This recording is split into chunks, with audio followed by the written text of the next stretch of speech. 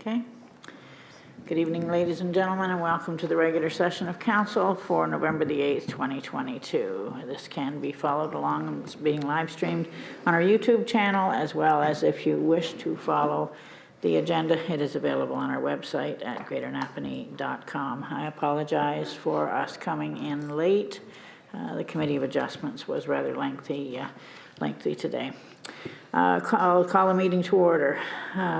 Adoption of the agenda, but before we go with the presentation as presented, we have had the request for an addition to the agenda from Rennie Hutzler to ask to do a deputation, and in order to do that, what I need is a 2/3 approval to add that to the agenda under deputation. So I have someone that will make that. Okay. Moved by Deputy Mayor Kaiser, seconded by Councillor Norrie. Any discussion on the motion? All in favor of the motion? Motion is carried. I will then take, did you wish to say something, Councillor Norrie? No, I have something to add. That's just okay. That's following what our clerk said. Okay. That's all. Motion to add. Oh, yes, and then you wanted to add something? For new business, just the December's meeting under new business, please. Okay, yeah, make sure that we bring that under new business. So just make sure you flag me to remind me to let you discuss it, please, and thank you. And then I will get a motion, please, to adopt the agenda as amended, please. Councillor McCormack, Councillor Pennell, all in favor of that motion? Motion is carried. Thank you. Any disclosure of pecuniary interest and the general nature thereof? Seeing none. Public meeting. This is a meeting to hear public comments on specific topic, but is not a statutory meeting within the meaning of the Planning Act. I need a resolution, please, to convene the public meeting. Councillor Richardson, Deputy Mayor Kaiser, all in favor of that motion. Motion is carried. Michael, are you? No, oh, sorry, I'm sorry, Madam Clerk, these are yours. Okay, I'll let you go ahead, please. Through your worship, we have tonight 3 lane closure and sale requests. As part of that process, we do need to issue a public notice and allow any person who may be negatively impacted by the road closure their chance to speak. I believe, I have not received any comments to that effect, but I believe the applicants for some of these are here tonight and may wish to speak to council. So I have the applicant. I believe that Mr. Lambert is here for 4.2. Is there anyone here looking for 4.3? Sorry, okay. All right. 4.4. Okay, so we'll deal with the 4.2. Madam Clerk, did you wish to speak to it any further? And then, of course, if Mr. Lambert wants to speak, we will have him come forward. But I'll let you speak to it first, please. Through your worship, there are more details on this application later on the agenda under the staff reports, but this is the opportunity for any public comments on the applications to be heard. Council will then make the decision whether or not to approve and whether any conditions might be amended on that approval when we get to the staff reports. Okay, thank you. Any comments or questions from council members? Seeing none, Mr. Lambert, did you wish to speak to it? If you're going to speak to it, I will ask that you come up to the mic so that the people at home can hear you, please, and thank you.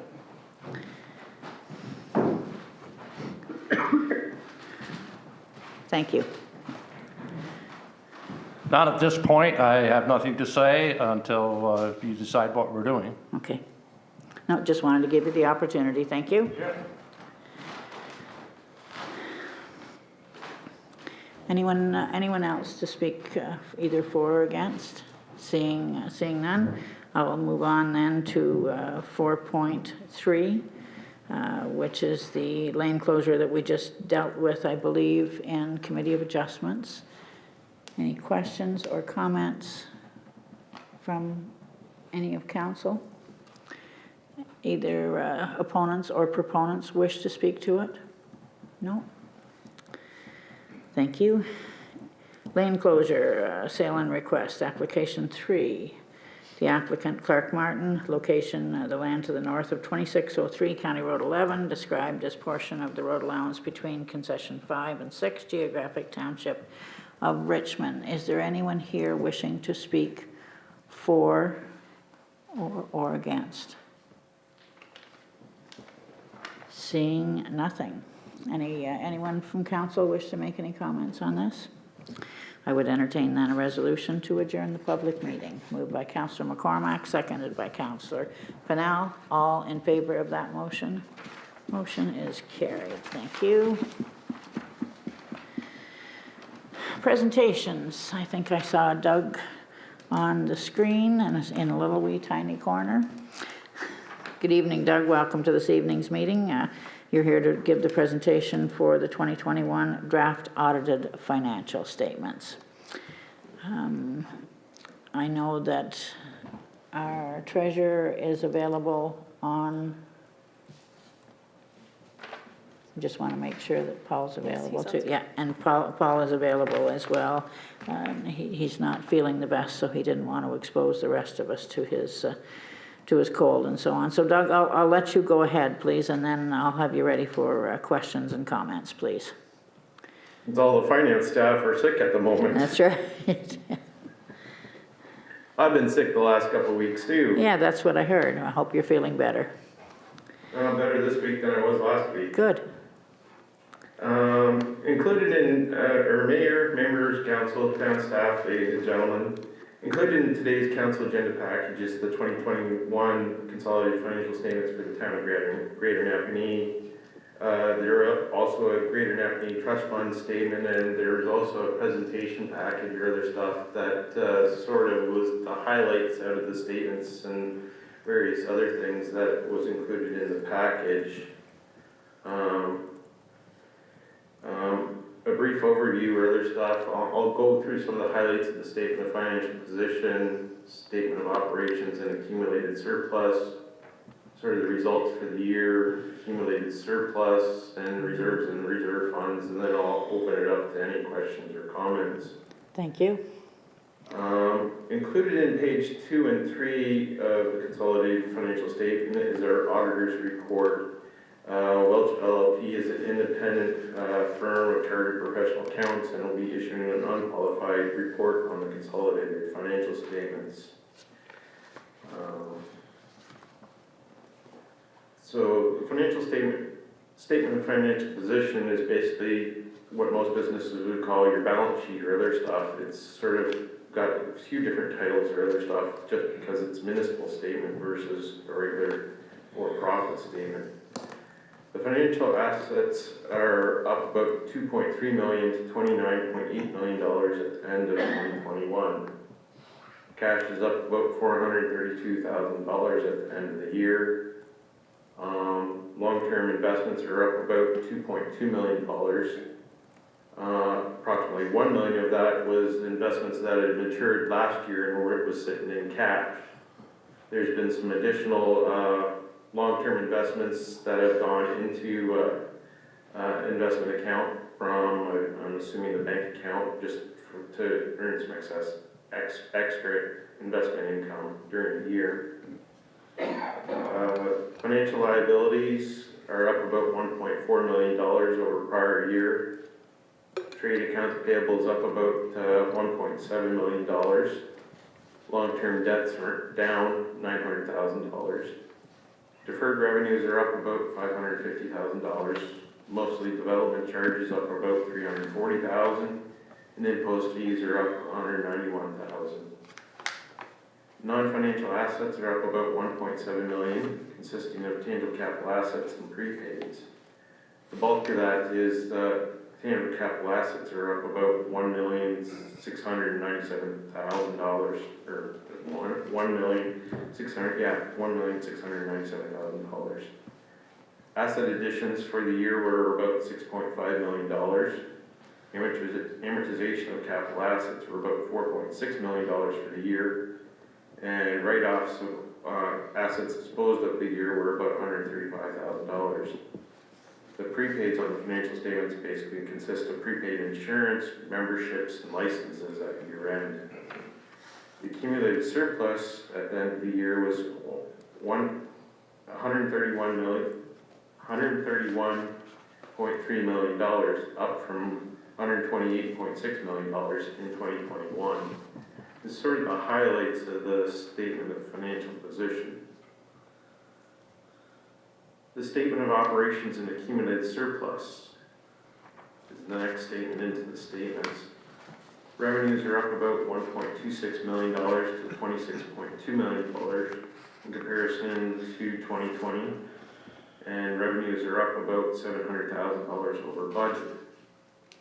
Taxation revenues up about $705,000. User fees are up about $800,000, which make up the bulk of the revenue increases for the year. Water and sewer revenues and bag tag revenues make up about $700,000 of that increase. Protective services are up about $305,000, mostly consisting of increased building permits during 2021 and other cost recoveries during the year. Expenditures are comparable to 2020 at about $25.8 million, but it's under budget by about $1.6 million. Included in the operating expenditures are about $4.6 million worth of amortization for the year. Capital revenues budgeted were $3.5 million. Actual for 2021 was about $2.3 million, which is comparable to 2020. The annual surplus for 2021 was $2.76 million versus $2.66 million for 2020. Going over the results for the year, comparison of budget versus 2021 actuals. Revenues are up about $700,000. Tax revenues are up about $25,000. Supplementary taxes are $56,000 over budget, and write-offs are $60,000 over budget. User fees are up $300,000 over budget.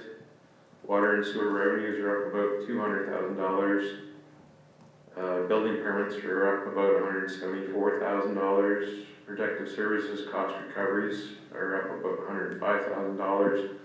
And bag tag revenue is about $102,000 below budget for 2021.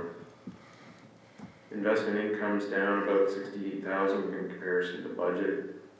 Miscellaneous income's up about $96,000, mostly from the donation from the Trans-Canada Energy funds that municipalities have received and donated back out under operating expenses to various projects. Expenditures are down about $1.6 million. Transportation is down about $396,000, mostly made up of salaries and materials and services. Environmental is down about $548,000 compared to budget, mostly salaries and materials again. And recreation's down about $419,000, all consisting of salaries and materials again. Capital revenues are down $1.2 million compared to budget. Included in the budget was about $1 million in government grants for the water pollution control plant, but nothing was received in 2021 for that. Just a matter of timing, project costs versus when grants have been received. There's also an extra $484,000 in gas tax revenue in 2021. Capital expenditures are down about $3.5 million versus budget. There was no new debt issued in 2021, and the budget had a decline in reserves of about $4.2 million, but in 2021, the actual reserves only saw a $590,000 decrease in reserves. Those are the highlights of the results for the year.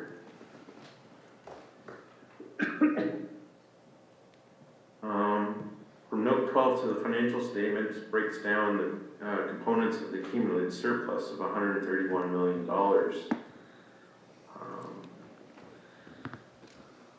Reserves are down about $590,000 over prior year. Significant changes in reserves, $2.1 million decrease in working capital reserves, mostly contributions towards capital projects. 162,000 decrease in the acquisition of capital assets reserve, mostly capital projects again. And 223,000 in Safe Recovery Act, which was a planned sort of transfer from reserves in the 2021 budget. Reserves and reserve funds are up about $1.8 million over prior year. Interest earned on the reserve funds was about $27,000. User fees amounted to about $2.4 million. Transfers from operations was about $1 million, and the transfer to capital was about $1.5 million. Are sort of the highlights of the accumulated surplus. So those are sort of the highlights that I had. I don't know whether anybody has specific questions on this statement or presentation for the consolidated statements. Yep, I'll go with Councillor McCormack had would like to ask a question, please, Doug. Sure. Thank you, Worship. One of the questions I had was the user fees are up 800,000. Could you elaborate on that, please? Mostly that is related to planned increases in water and sewer revenues. I believe the budgeted increase in water and sewer revenues were about 2% for the year, so that makes up a bulk of it. The other increase in user fees and charges or other stuff was, as I had mentioned before, was your building permits were up significantly over your budget this year and over prior years. And those are the items that I can remember off the top of my head.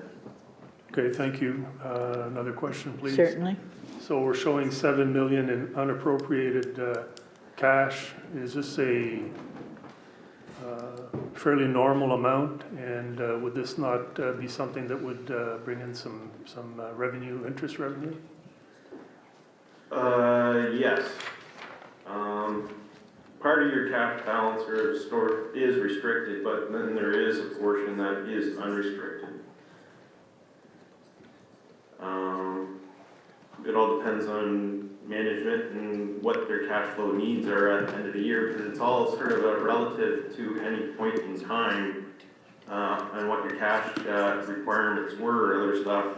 Your accounts payable were significantly up at the end of the year due to various capital projects or other stuff. I'm assuming a fair chunk of that cash would have went out just after year end to pay off some of those accounts payable and accrued liabilities at year end. All right. One more then. Certainly. So this year we committed to purchasing 99 Advance Avenue. And Mr. Dauber's not here, but my recollection is that we were going to borrow $1.5 million to pay for the purchase. And I'm just wondering, with $21 million in cash and of $7 million of unappropriated funds, is there, will we be revising the $1.5 million debenture? Or it seems like we have a lot of money here, and I'm just wondering why the town would be seeking to go out and borrow that amount of money. Yep, thank you, Councillor McCormack. I do see that our treasurer has raised his hands to answer some of those things. Go ahead, please, Paul. Thank you, through you, Madam Mayor, to Councillor McCormack. I don't think that's a question for the auditor. He wouldn't have the forward knowledge as he looks at the past and analyzes our results.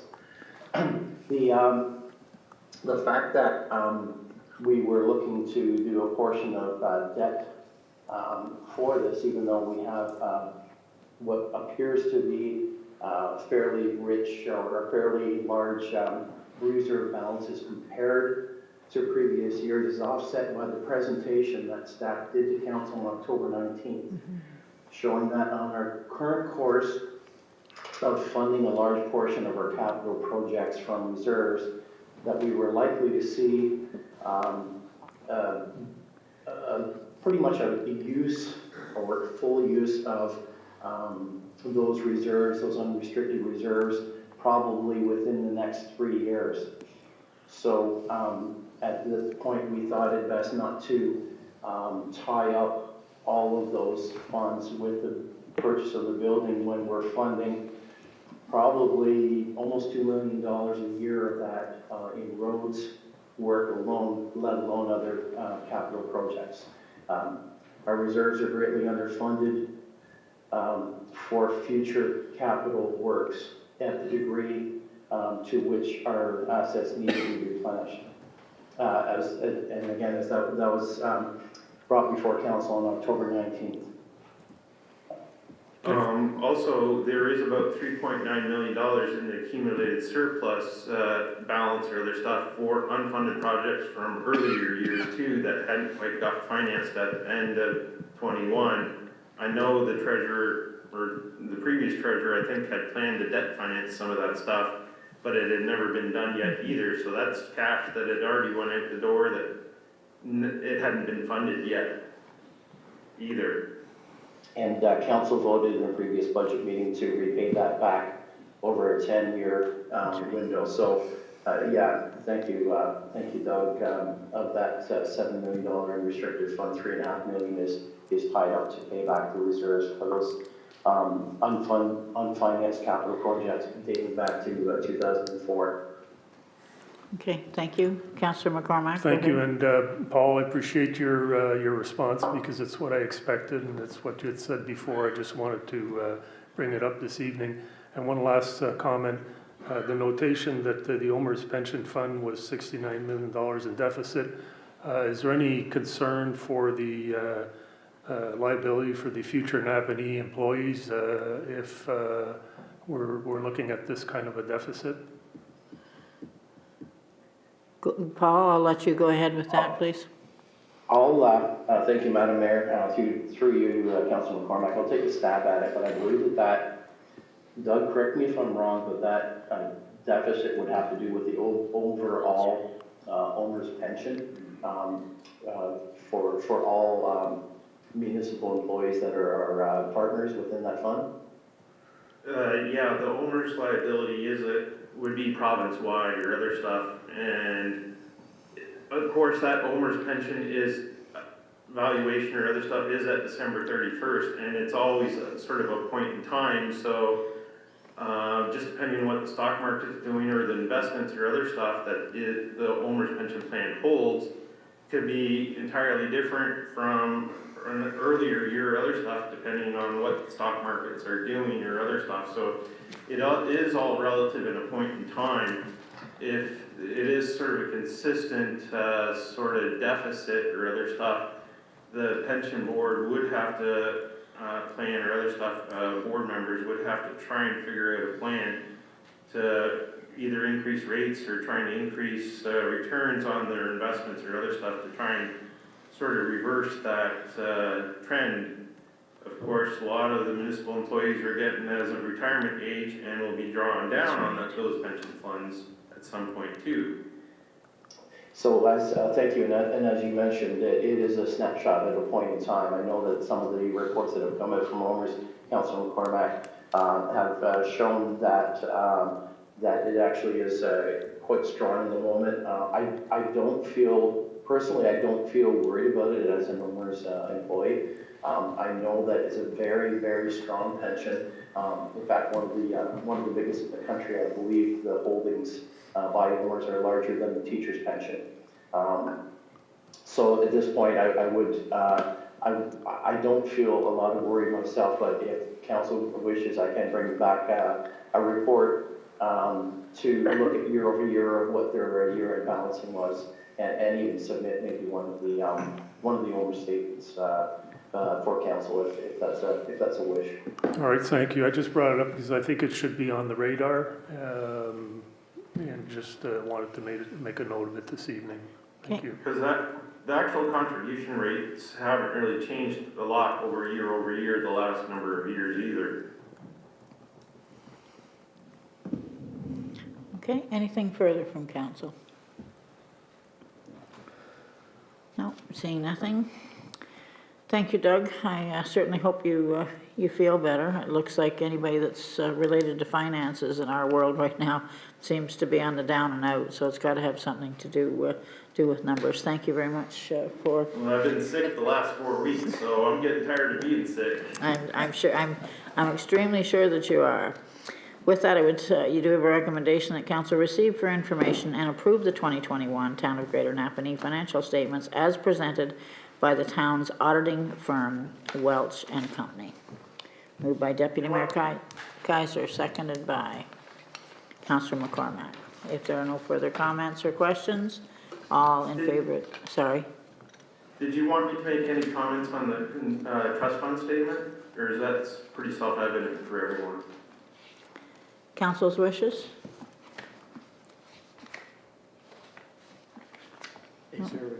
Sure, no, go ahead. Councillor Pennell is saying that, and we'll wait for the vote then on the other. Certainly, go ahead, Doug. I just was thinking about that when I came across it.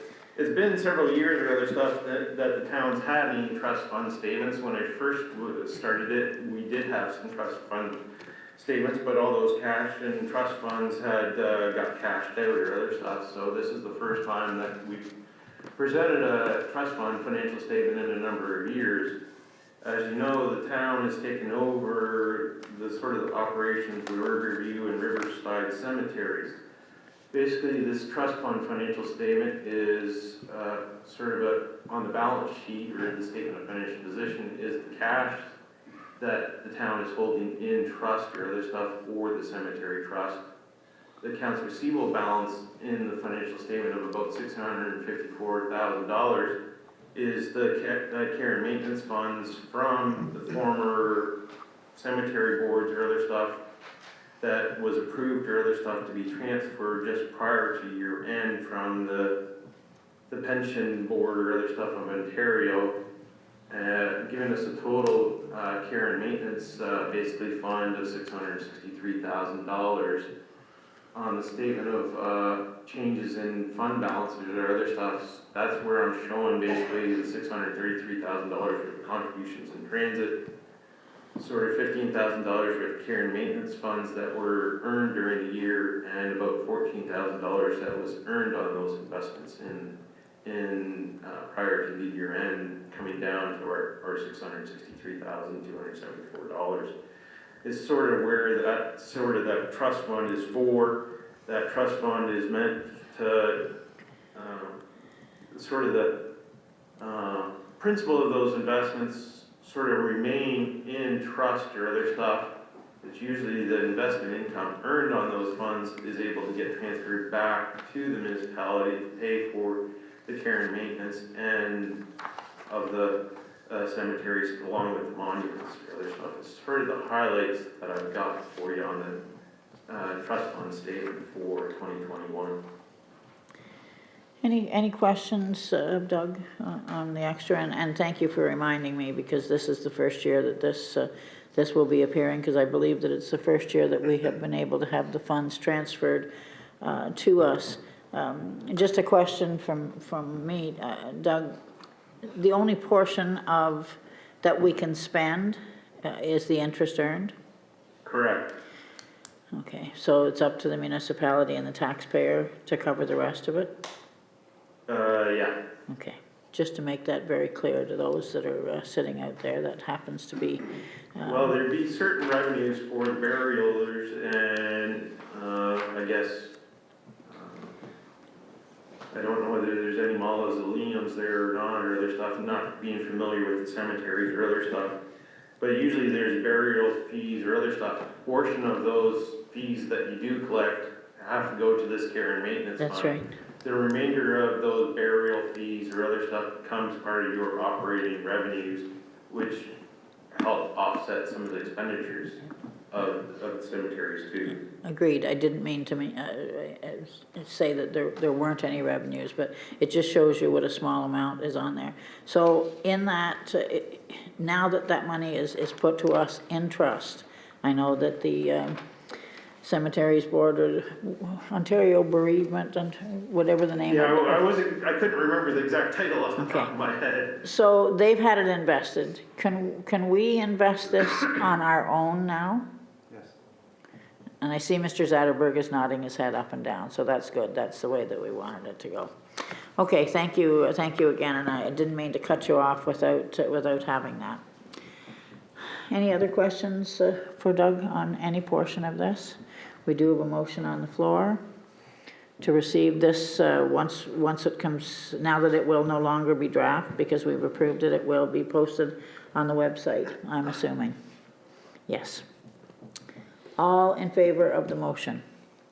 Motion is carried. Thank you, and get better, Doug. Thanks very much for being with us this evening. Thank you very much for letting me come in via Zoom. That's okay. It's a good thing about it. Thanks so much. Bye-bye. Thank you. 5.2, Sierra Planning Management, presentation by for the Recreation Master Plan. I do believe that we have someone here. I'm sure that our CAO will do an introduction of what we're going to be going through this evening. Or is Annie doing it? Oh, I'm sorry. Yep.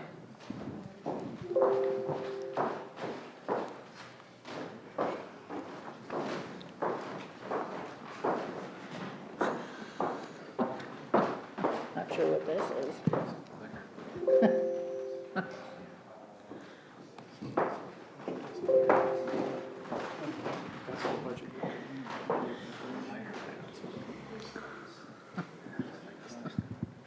So would I. Call me, I'll meet you.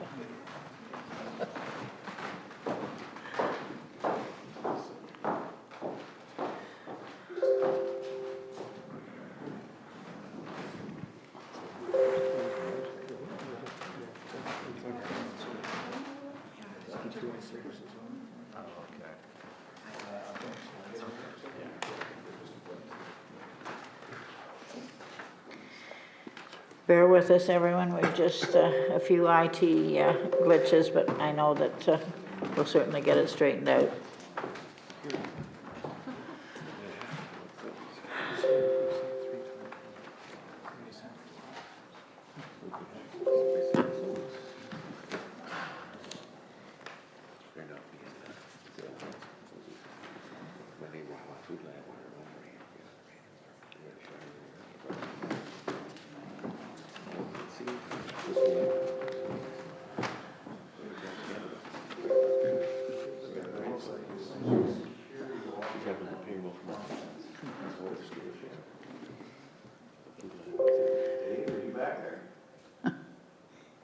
Is Dave back there?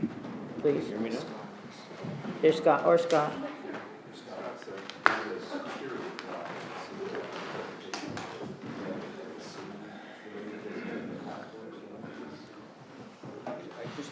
Technology, wonderful.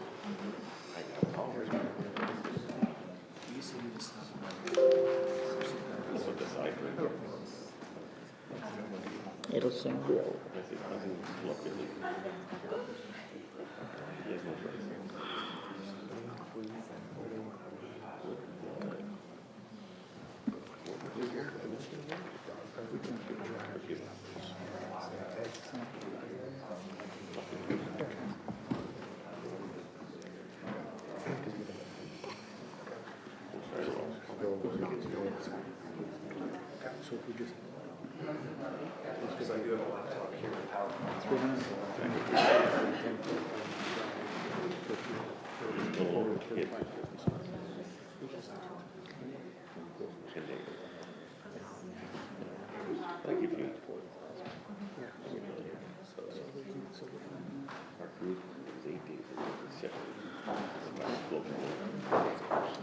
Do you want to take a 5-minute recess just to give them a chance to work on it? We've been sitting for an hour and 15. Yeah. We'll take, and just so that we're not putting pressure on anybody to try and get this up and going, we'll take a 5-minute break if everybody wants to get up and stretch their legs. It's come back in at please 7:50. Thank you.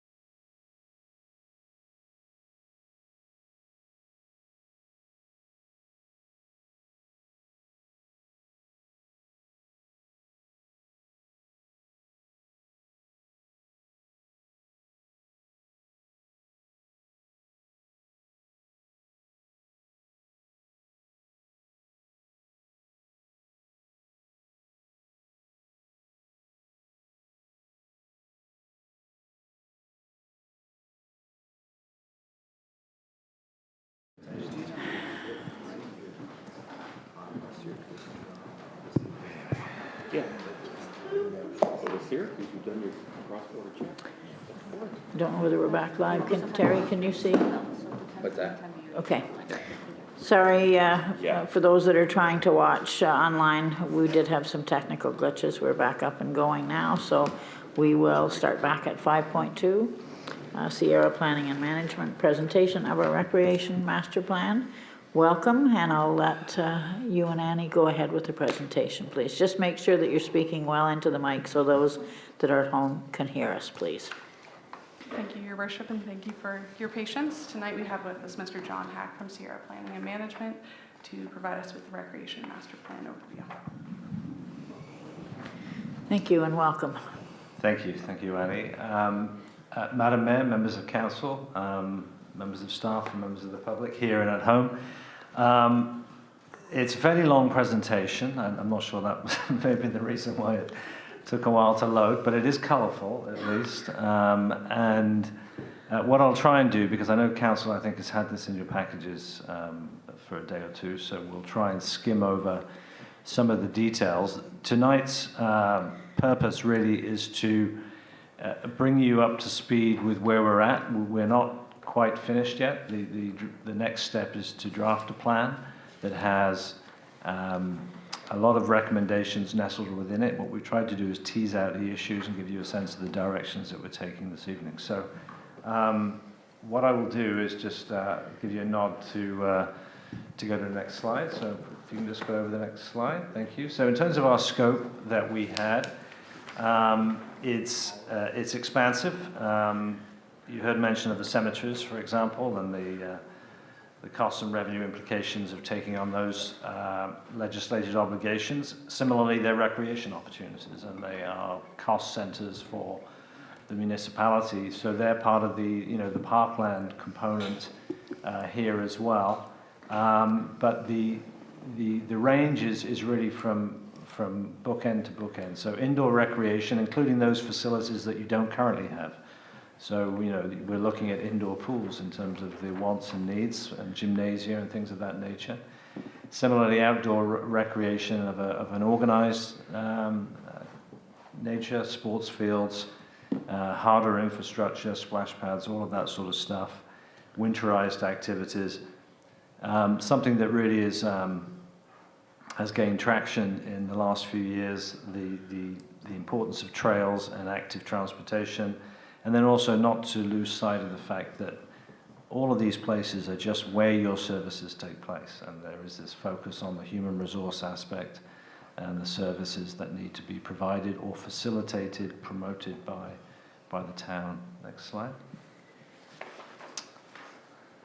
Just to nestle it into where you are in terms of where this council is in terms of the work that you've been doing to date, as you know, and I think everyone is aware, the council has a new strategic vision, and we've shown it there on the right-hand side in terms of sort of a snapshot of its relevance to this plan. As you can see, you can pick any of the vision and goals. I'll just give some examples: green and sustainable environment, modernizing systems for service delivery, promoting health and safety. The recreation master planning aspect applies to every single one of those.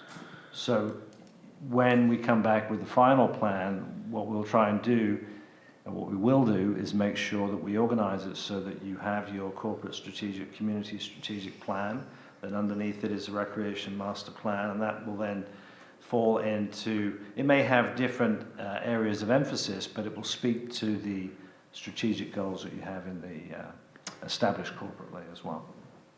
Next one. Very quickly, in terms of the process, we've been really working on this since early summer, and what comes out of these master plans is really two things. One is it should always be made in place, meaning it should not be a boilerplate, it shouldn't be best practices stapled together essentially and given back to you. It has to be hardened through public consultation and consideration of the specifics of how you currently deliver services and what the residence base is indicating it needs. So we've done that, and we're working through now, and we're at the stage where we'll be delivering a plan before early December, which is when you start to consider capital budget items for next year. Next slide. So I did mention consultation. So just to give you and people at home an idea of what consultation has happened, it is multifaceted as it needs to be. On the one hand, we want to talk to people that are interested who are residents of town, and frankly, they're people that use facilities. They may not reside in town, but because they are users of facilities, we want to hear from them as well. Boundaries are porous, so we don't make too much of a distinction. Generally, if we look at the details, they will be town residents for sure. And then separately, those really important players that contribute by way of running the user groups and providing program services. So we've targeted and spoke to and surveyed user groups as well, and then a range of internal and external stakeholders that covers off our broad consultation. So a very, very good response rate, 547 in total responses. That really is healthy. The nature of these, it's not like a poll you get for an election. You can't speak to statistical representativeness of all of these questions because they are quite detailed, some of the questions that we put out there. But it is a very representative survey, and it gets into a lot of detail. So aside from the work that we produce in this plan, I think one of the deliverables that needs to be filed and looked back on as needed is the results of that survey. And I'm sure the strategic plan had the same kind of lens on it, but there's so much detail in these things that it's difficult to bring it out on paper, but there are some key themes coming out of it. So a great response, very healthy, and gives a strong base for a plan. And similarly, the user groups, we heard from 50 user groups. So that, again, is very significant. And then we had the interviews. So we're very pleased with the outcomes of consultation. And a quick note to thank everyone, if anyone is listening and did contribute to the survey. It's great. So in terms of those key themes, I won't go through all of them, but we do try and break out the consultation in terms of what it does throw up, and I'll get into some of the details here. But the word indoor pool, obviously it's known to you, and so our job is to obviously record that interest from people. The way it works in terms of surveying is we try and avoid, let's just, for lack of a better term, avoiding squeaky wheels, meaning you can't repeatedly complete the survey until you've done it 100 times and it sways the results. You're limited to one survey per device. And so, again, it's representative. So we're quite confident that what we're hearing from a broad range of people is their emphasis on some additional new facilities that they would like in town. And we did not ask people to address the cost factor because our job is to get to needs first, and then our job in the plan is to recognize the costs and implications of these things and then provide council with some workable paths forward to try and thread that needle of providing facilities that people aspire to, at the same time trying not to create a situation where it becomes unaffordable. So that was an important theme, and then really the outdoor side of things was very important to everyone as well. But we'll go into some of the detail as we go through. Next one, thank you. Oh yes, this one. So it gets very detailed, and I apologize for too much detail, but I'll summarize this very quickly so you don't have to focus on the numbers. The town has, over the last census period from 16 to 21, so from 2016 onwards, it exceeded the growth that you had within the province as a whole in terms of the annualized rate, which surprised me. It probably wouldn't if I had, once you focus on where development is happening, you realize that that's quite possible. And then looking forward over the next sort of 9 years to 2031 and then beyond to 2036, we're using you at the same numbers that you have in your development charges work. So we're not coming up with different estimates. What you see there is continued growth. slightly flattening off down to around 1% a year, so it's coming down a little bit in terms of growth.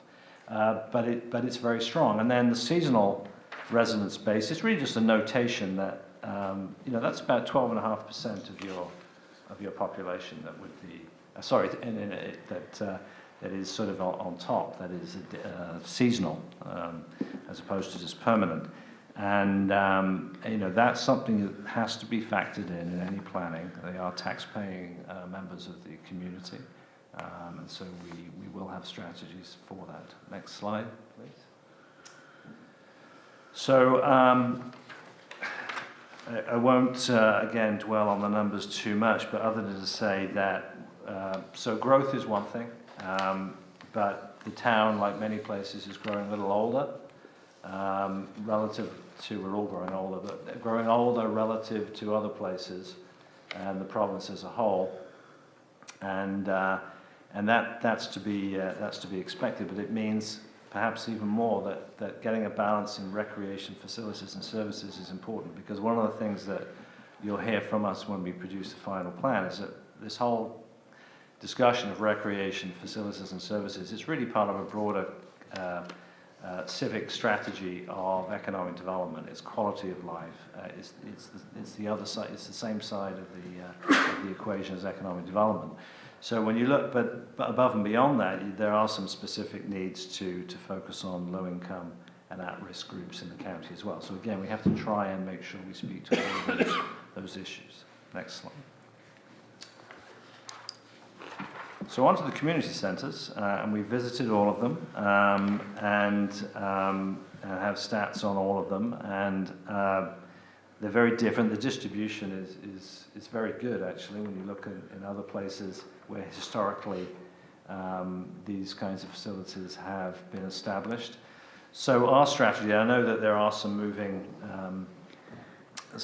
pieces in relation to the community centres, but from our recreation perspective, this is about maintaining the role of those facilities. They're often nestled next to open space areas which offer, as you look at the recommendations, they offer opportunities for further investment. So there's a number of sort of easy wins here in terms of recreation planning, spending and programming. So we have a very supportive approach in our plan to each of these community centres as well. Next slide.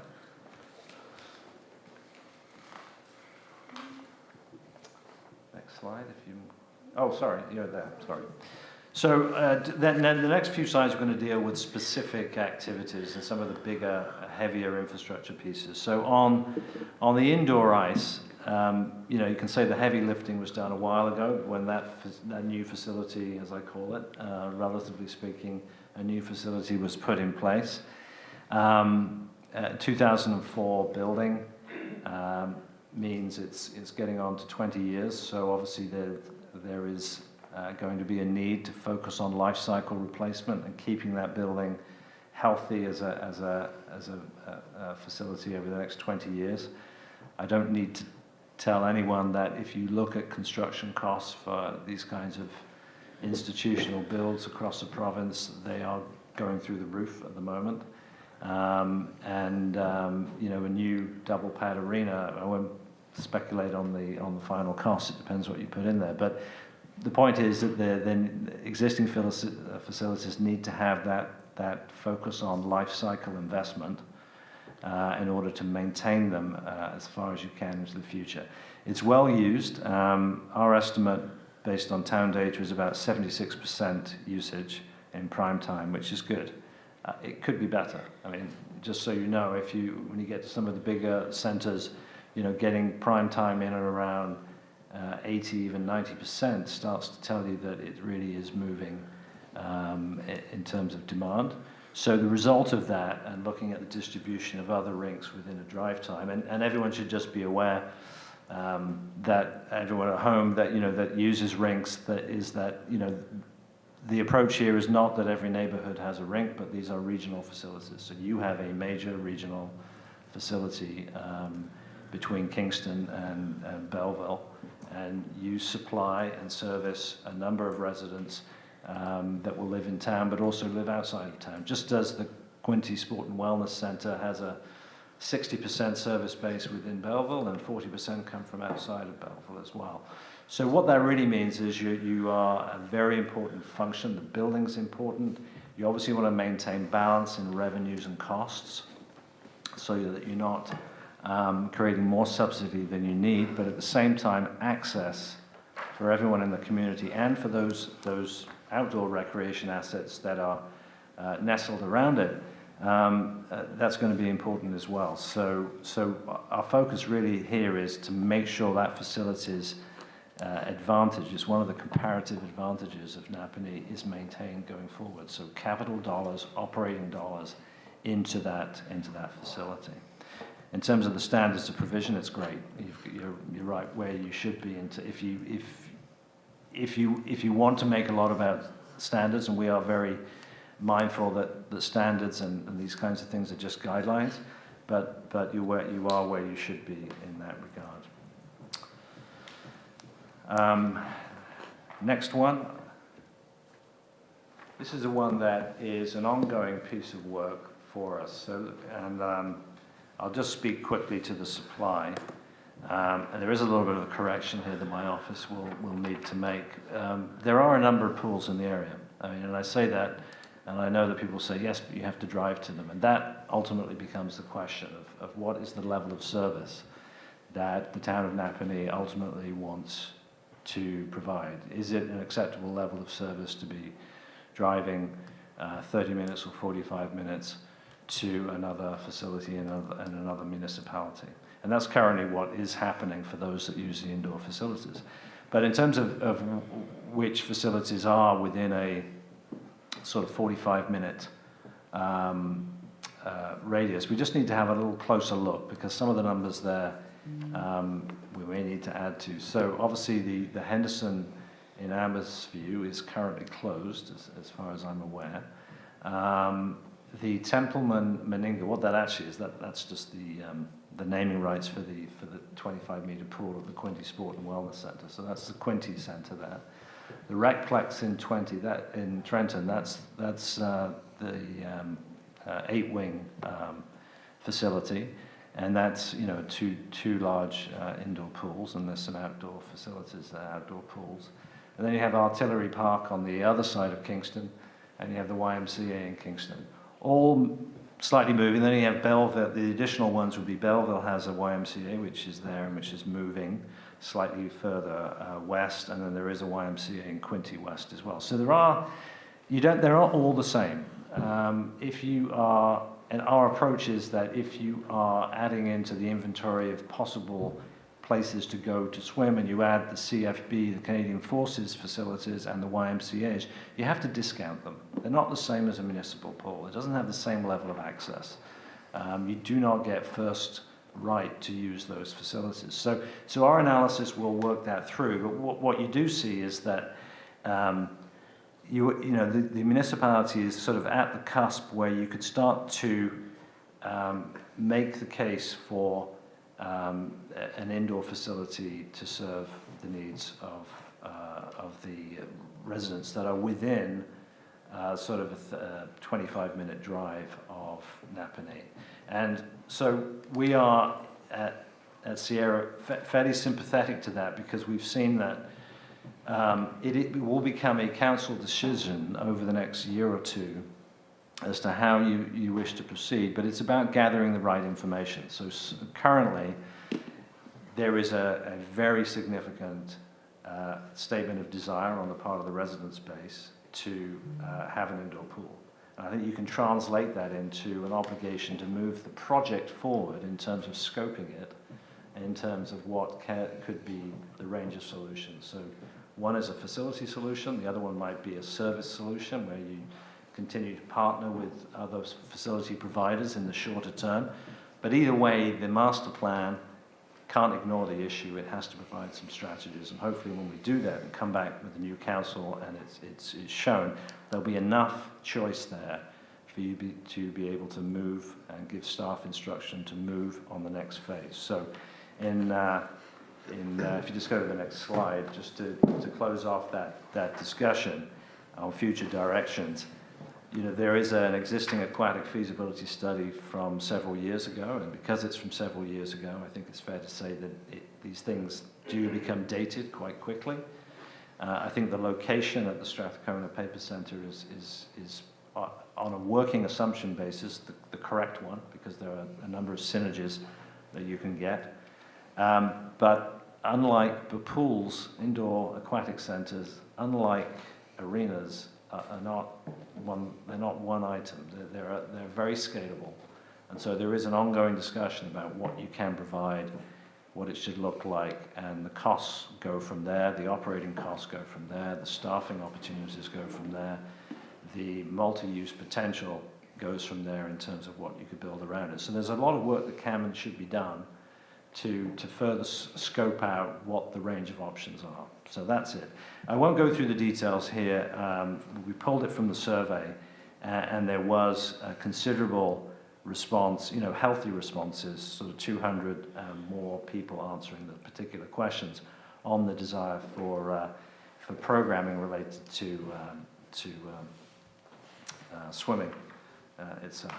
So that's where we are on aquatics. In terms of sports fields and ball diamonds, again, just to try and speed up here, I know you have a busy evening.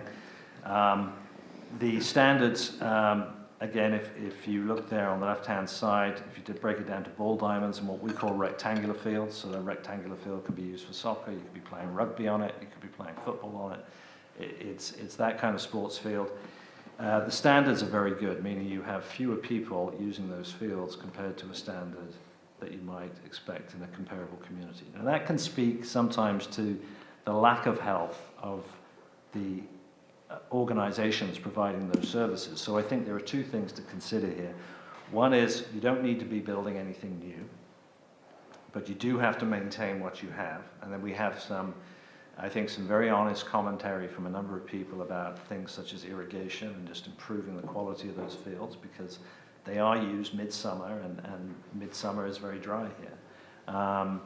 And then above and beyond that, although we're saying you've got a very good standard, what you want to reduce that standard, if I can put it that way. You want more people to be coming out and playing diamond sports, softball, and so from Anna's perspective, there needs to be some further promotion of the volunteer base and local sports groups to use the fields that you have. So that's really the essence of sports fields and ball fields. Next slide. Just to move on, and sports courts, again, these I would categorize as easy wins again. There is a lot of space in the parks. In driving around in the summer, we could see the work being done on the tennis courts and the pickleball that would be going in alongside that. We know the school board has been doing its part in terms of adding tennis. And you can see there, as it relates to tennis, you're just about at the typical standards. So as you grow, the standard's going to drop off.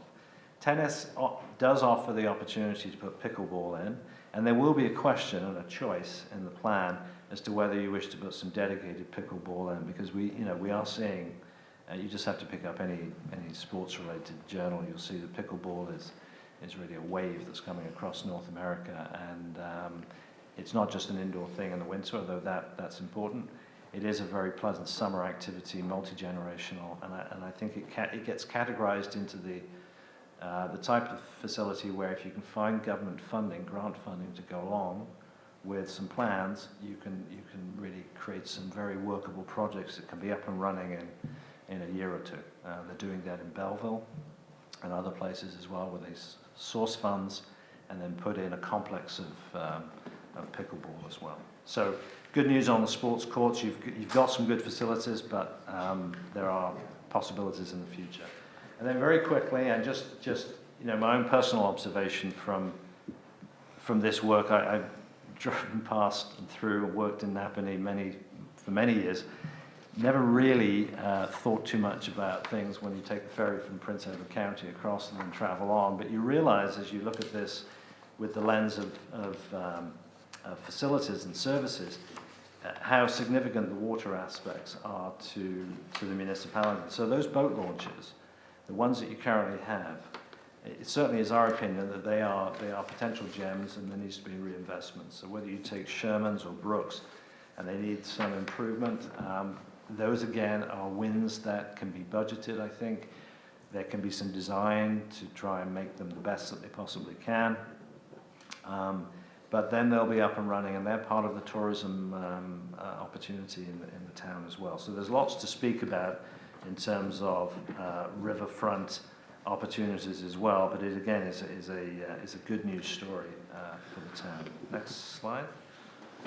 Similarly, parkland classification in terms of, again, if you are a student of standards, if you think standards are really important, you need to be between 2 hectares and 4 hectares per 1,000 people. You see that elsewhere in the province.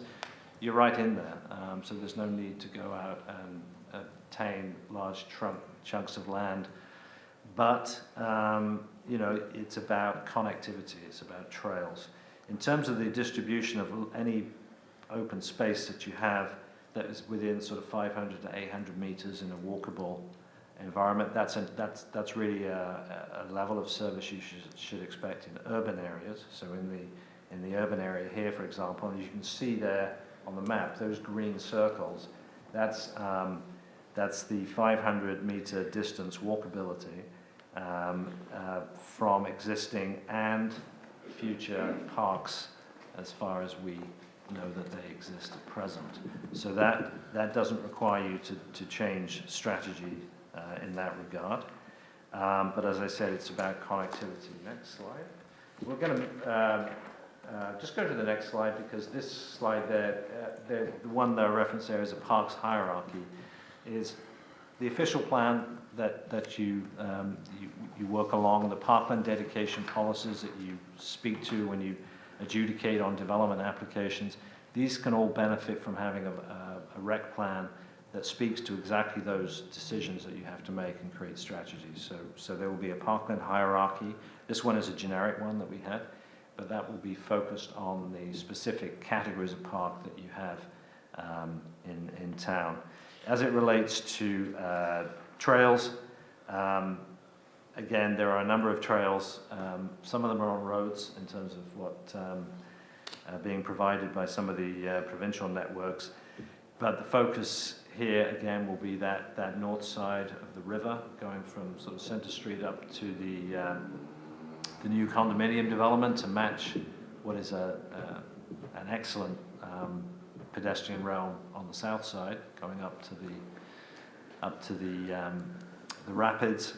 And then also the opportunity to connect to the Cataraqui Trail to the extent you can, based on the ownership that you have currently of some of the rail bed as well. So these are longer term projects to make all of that work, but it is something that I think is important, along with an active transportation strategy, which is to, as you can, to provide the opportunities for creating harder shoulders on those roads, leading out of Napanee down to the water and to the north, so that those that want to do cycling as a commuter activity or as a tourism activity can do so with a high degree of safety. And these, again, are things which should just be line items and reminders to those that own and operate the roads. So you don't operate all of the roads. I'm sure there's provincial roads in there as well. There's a strategy that needs to be placed in front of them as well to spend the extra to create harder shoulders. Next slide. And I think we're getting very close to the end here, is just to indicate that there are other things which will be in the final plan. We've spoken internally, and we've heard from residents about the need for dog parks, for example, and there are different ways to provide that kind of service, and it's actually a little bit more complicated than it might appear in terms of managing the expectations of people, but also managing the resource itself. So look for some recommendations on that, but the bottom line is a yes to dog parks, but how it's done and who has responsibility is a question which we will offer some further thoughts on. Trails, parks we've mentioned. If you just go to the next slide, and this really is just one of the things that we do look at as well, is just the overall level of investment operationally that you make as a municipality, and are you alongside other similar municipalities in terms of the amount of money that you spend? And you can see there that you very much are invested in the provision of these services. And so this plan, is really an opportunity to take the plan from, I think it was year 2000, and to take it for the next 10 years. But it's going to be an important document, not necessarily for the bigger items, the ones which are going to be choices that council will have to make about new infrastructure, but just the service of recreation itself, and how you staff that within the municipal employment base and job descriptions and all of that sort of thing. So that's where we are. So hopefully that wasn't too long a presentation, but I'm very happy to take questions, Madam Mayor. Thank you. Council, questions? Go ahead, Deputy Mayor, and then did you have your hand up as well? Councillor Brunel, I'll go with you, Deputy Mayor, and then you, Councillor Brunel. Thank you, Your Worship. I actually have two, and the first one I'll frame more as a comment or statement rather than a question. You spent a fair bit of time on pools, and so I don't want to extend that too much more, but on thinking back about pools, the W.J. Henderson pool in Amherstview is closed, and without some major capital investment for rehabilitation or an entire new build, it's not opening again anytime soon. And so I'm wondering about the concept of whether that changes the calculations, because that's the only other pool within the county. And I think we have an opportunity in Napanee to service Stone Mills, Loyalist, and Greater Napanee, and into Tyendinaga and the east part of Hastings as well. So, and if you put it at the Strathcona Paper Centre, I think I heard you say that it has an additive factor, so it becomes greater than some of its parts. If you make a major facility that has ice pads and rinks, it's larger than just the individual pieces. So I think going forward, we need to consider, a possibility, and I'm not sure how that could happen, about structuring a partnership with other municipalities that maybe we can provide services for their residents if they can help us make it happen. The question around user rates referencing to residency and things like that. And I'll leave that as a statement rather than a question, because as I said, you spent some time there. Mm-hmm. The other thing that I wanted to mention was on trails, and I think I just feel I need to offer this balancing statement with some other suggestions with it. Thinking of the rail bed between Napanee and heading east towards Strathcona, the rail bed currently traverses through some very active large-scale farms, and I know they've made comments through us in the past about their concern about how that would affect the dynamic operations on the farm. We may own the rail bed, and we may choose to, as a municipality, we may choose to develop it in a way, but I think we have to be very cognizant of the fact that it has dynamic impacts on their operations. There's things that farmers do in the middle of the farm that they wouldn't do on the front lawn close to the road, and by the same token, that suddenly changes where they are. Yeah. And before I let you comment on that, I'm going to say that the connections between trails may not always be on these bisecting rail beds wherever they bisect landowners. It may have to be that it happens on a public roadway, and then maybe there's a concept of a wider paved shoulder that allows for more comfortable travel or more volume of this active transportation along a public roadway rather than a green trail, if you will. And so I'll pause there and let you comment, and that's all I had at this time. Thank you. Through you, Madam Mayor, thank you for the observations. And yeah, no, comment on the trails first. I agree with you entirely. I think when you go into it, this is why it's a relatively long duration exercise. You have to do the exercise. You have to look at the farming regulations. There could be some buffers that do create some challenges, right? In terms of, and they have primacy of place because they have operations there currently. And yes, going on road may be required. So it's a case of signage and wayfinding and doing what you can when the opportunity arises to think, broadly about improving multi-use opportunities for those roadways and sidewalks. So I agree with you entirely. As it relates to the pool, again, absolutely, this is an opportunity if there are if Amherst View, for example, although they were looking for capital funding to get a new facility, if that is in any way stalled or delayed, there is an opportunity for the town to lead and to seek partnerships. And increasingly, you do see cost-sharing partnerships being put in place, and it can be a benefit to any application. The most recent one that we were aware of and were involved in was Perth, with Tay Valley and Drummond, North Elmsley. They recognized that that going forward for a new pool and arena is going to be one that has to be cost shared, both capital and operating. So I agree with you very much. Thank you. Thank you. Councillor Pennell? Thank you, Madam Mayor. Through you. Sorry, I was just making more notes because this is, as I'd like to say, is a living document and it can change and stuff. Jonathan, thank you very much for the report, and I really look forward to the final report coming back to us in December. I have to apologize. When I get excited, I have to write things down or else I forget them. And two things that people always hear come out of my mouth is better roads for Ward 3 and we need a pool. So today's topic is the pool. And I appreciate that you identified that there was a mistake on the report of the W.J. Henderson pool. Council had closed that in April 2022. However, this leaves room on the report for our pool, right? Because we'll slide in there and be number 5. And based on the numbers of the report, I feel that would fit. And then also we could just also partner with the surrounding areas and utilize our transportation project that we have on the go as well. But just to revisit the numbers, within a 45-minute drive of Napanee, the population is 323,000 and change.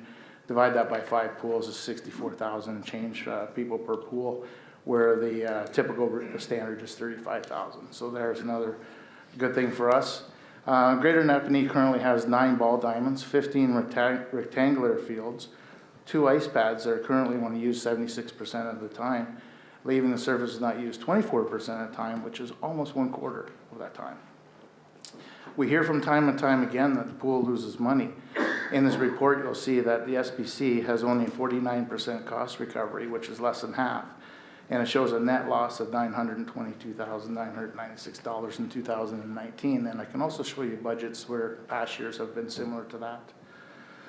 A report was brought to council in April 21st of 2021, suggested the pool would see a loss of $442,000. So it's less than what the arena is. There's no doubt in my mind that Greater Napanee has a great hockey and softball program. And with our growing population and changing demographics, there's also room for aquatics here. It is identified that Greater Napanee has over 46 hectares of parkland, which is fantastic, and it will be growing as new subdivisions are developed.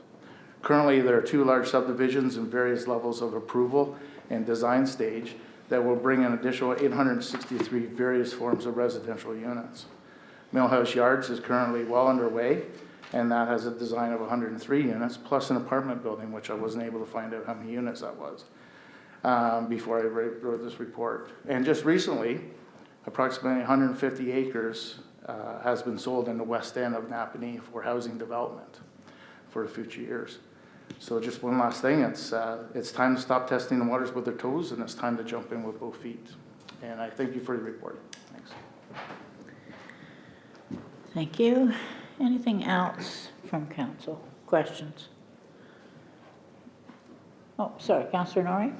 Maybe I missed it. You said you're coming back in December with some facts and figures, because that's when we start budget deliberations?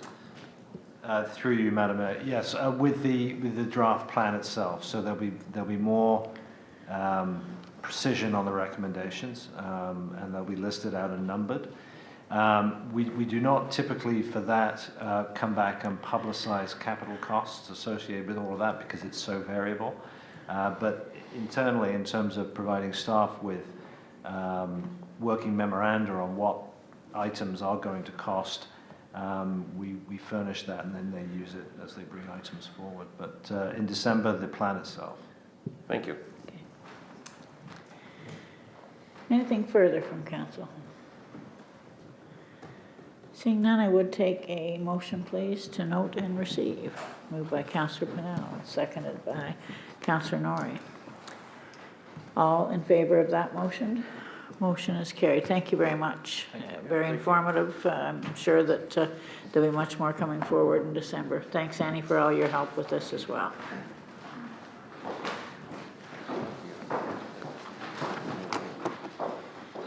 On to deputations.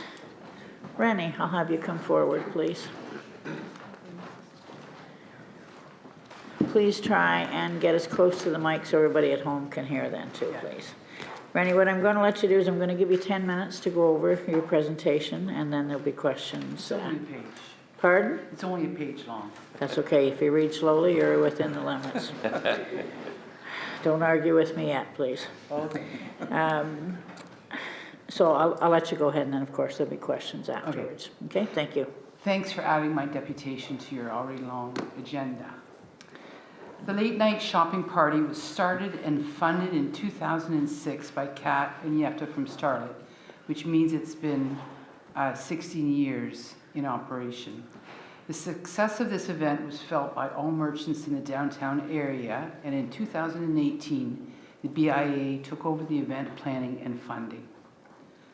Our downtown area has gone through 2 years of the Big Dig in 2018 and 2019. Then we were hit by COVID in March of 2020. 3 consecutive years of uncertainty. We as a group of merchants have suffered greatly. Not only will this event provide an awesome sales night for many merchants, it will unite our members after a long, hard haul and provide donations to the food bank. Myself and a group of merchants have been trying to get access to $5,000 of our $77,000 BIA levy surplus to fund this event. We started this process the first week of October, and our request tonight is to obtain the full $5,000. We were granted $1,000 by staff, and were told that that was all that was left in the $77,000 budget. After learning that there was only $1,000 available to us, we requested a budget versus actual of the $77,000. This particular report took over a month to get to us, and it would appear that there is more than $1,000 available.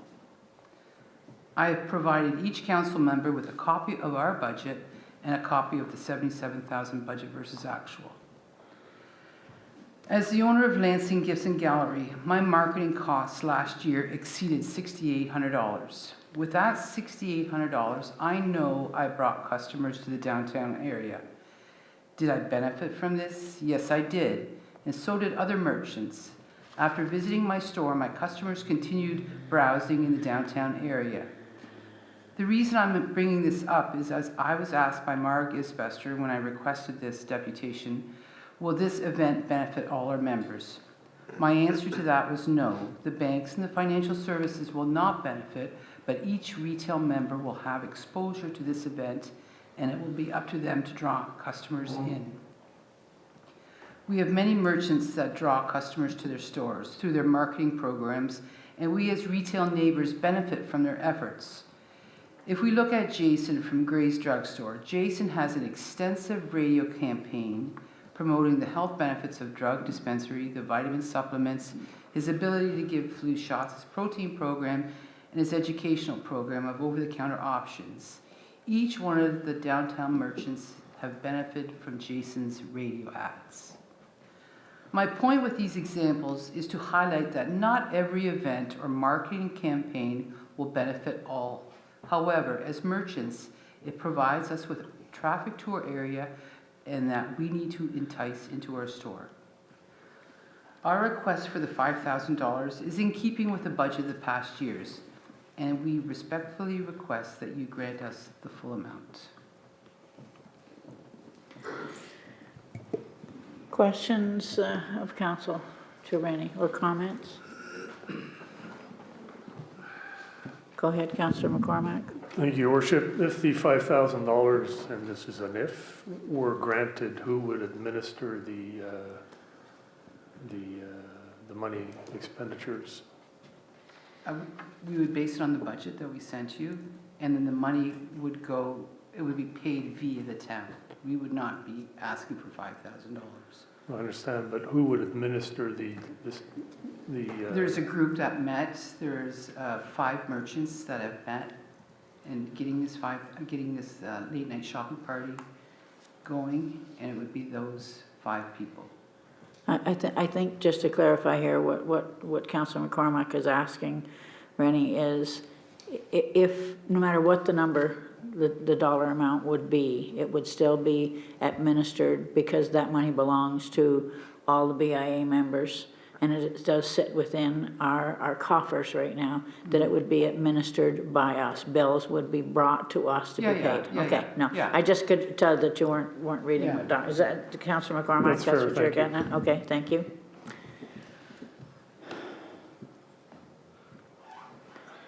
Let me clarify the Mark-Isbester statement.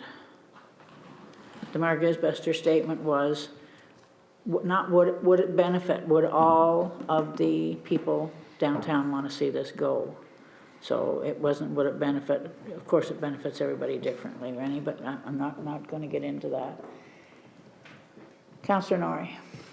I'll just say, going around the table, I move that we give the former BIA or whatever, the $5,000 out of their money for the big shopping party, a night shopping party, just to get the discussion going under a motion. But I move that we do that. Do I have a seconder for that to get it going? Okay, Councillor Richardson. Okay, comments, questions? Go ahead, Councillor Richardson. I'll speak briefly to Your Worship. I don't... Did you pass a mold up, Terry? Oh. Sorry, we got somebody on Zoom. We have the Zoom ghost in again. Must be a full moon. Oh, you're with it tonight, aren't you? Are we good? Okay, go ahead, Councillor Richardson.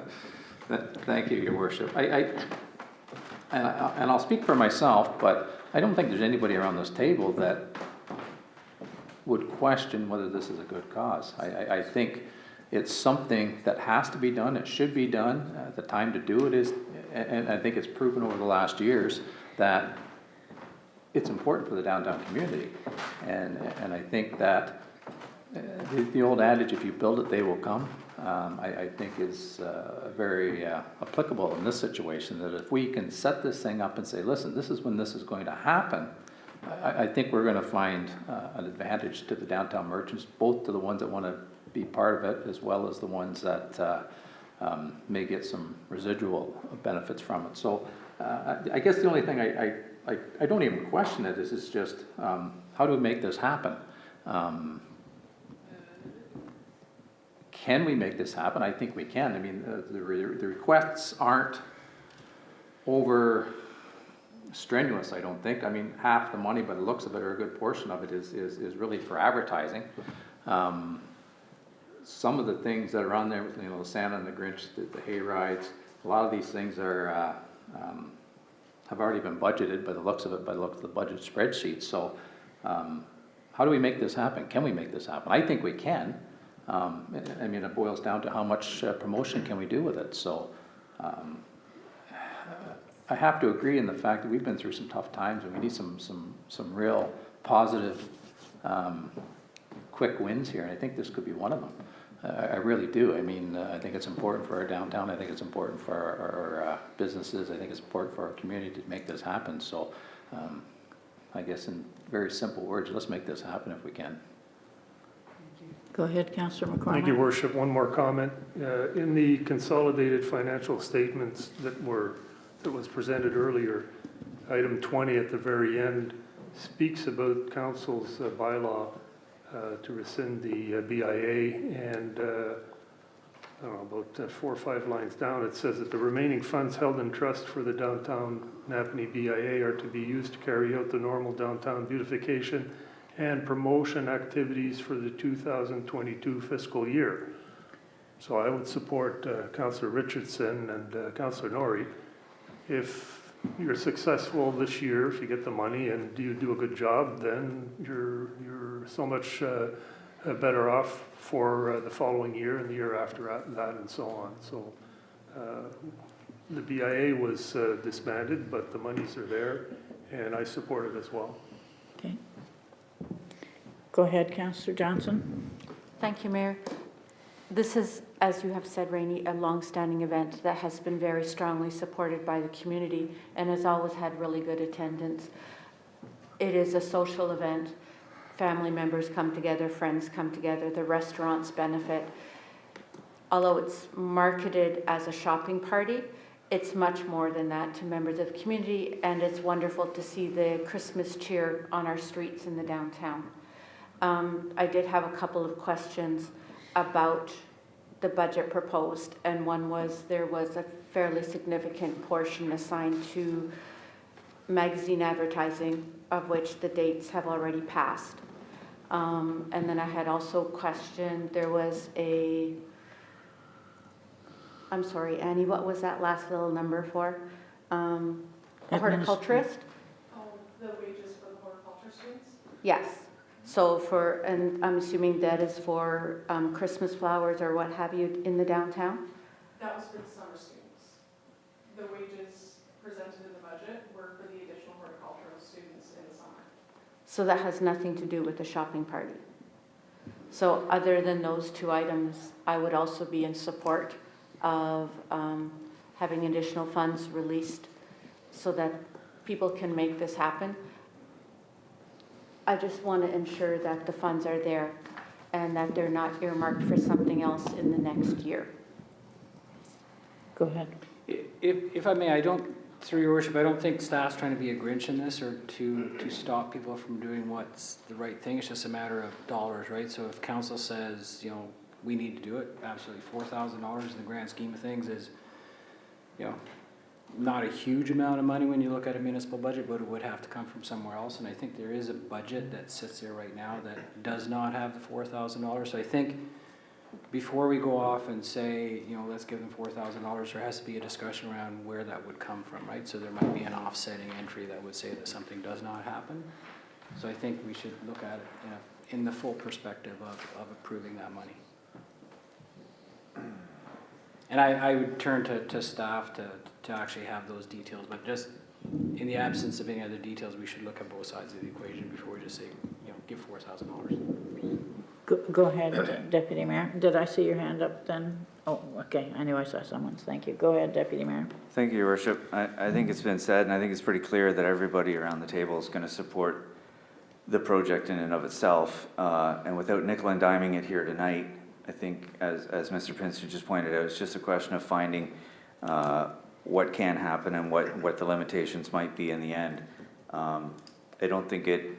I think we have some things in-house that we can leverage through our own social media and whatever that might, while it takes some staff time to do that, the out-of-pocket costs maybe not so realized. I think the interest is there. I wouldn't want to attach $5,000 to the motion rather than to say, let's do what we can and make the best of what situation is and the time allowed and make sure that it carries on to the best of our collective abilities. Okay. Go ahead, Councillor Pennell. Thank you, Worship. Through you, Rennie. The budget that you provided to us, I don't see anything on there earmarked for the downtown shopping party, other than the guitars and cars that says it's been relocated or reallocated. Sorry, a $5,500 budget, $4,750 of it's been spent, and then over in the explanation, there's hay rides and Santa for DSP, which I believe would be the downtown shopping party. Could you just show me where there was a $5,000 budget on here that you provided to us? I'm asking for the $5,000 now. Yeah. It was not in the original budget. So when we originally came, we thought that we had the $5,500 from the cars and guitars. Mm-hmm.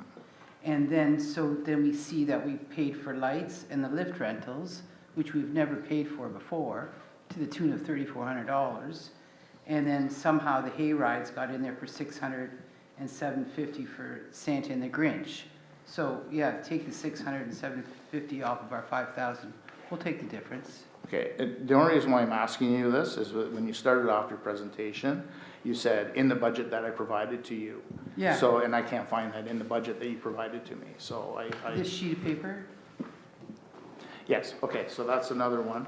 that's our budget for the events. Okay, for the event, and then did we just hear that the $645 was for something else? Was for plants or student wage? No, I don't know where that came from. Well, The it just came admin from charge. Annie. Sorry, I didn't mean to interrupt. On the bottom of your budget, you have an admin charge. Yes, we need someone to organize all of our ads, our Santa. We are all working, and we needed an admin person to organize all this for us.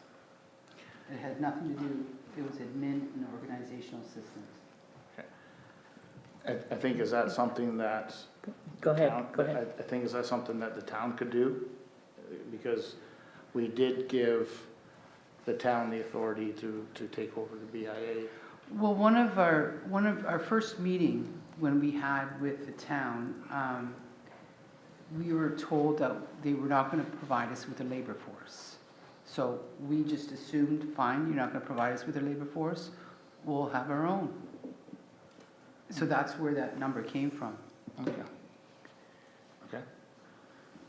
I'm not sure what they meant by labor force, but I will find out about that. Thank you. Annie, I see that you have pulled up to a mic and you've got your computer. Is there anything that you would wish to apprise council of so that we're all hearing everything at the same time, please? Through your worship, I just want to clarify, sorry, Councillor Johnson, I was referring to the wages that were in the overall budget from the 77,000. Those wages went towards the summer student positions. Yes, we did meet myself and some of the merchants that are here. With that, we had discussed that we could make available after the meeting the funds for the hay rides as well as the Santa and the Grinch.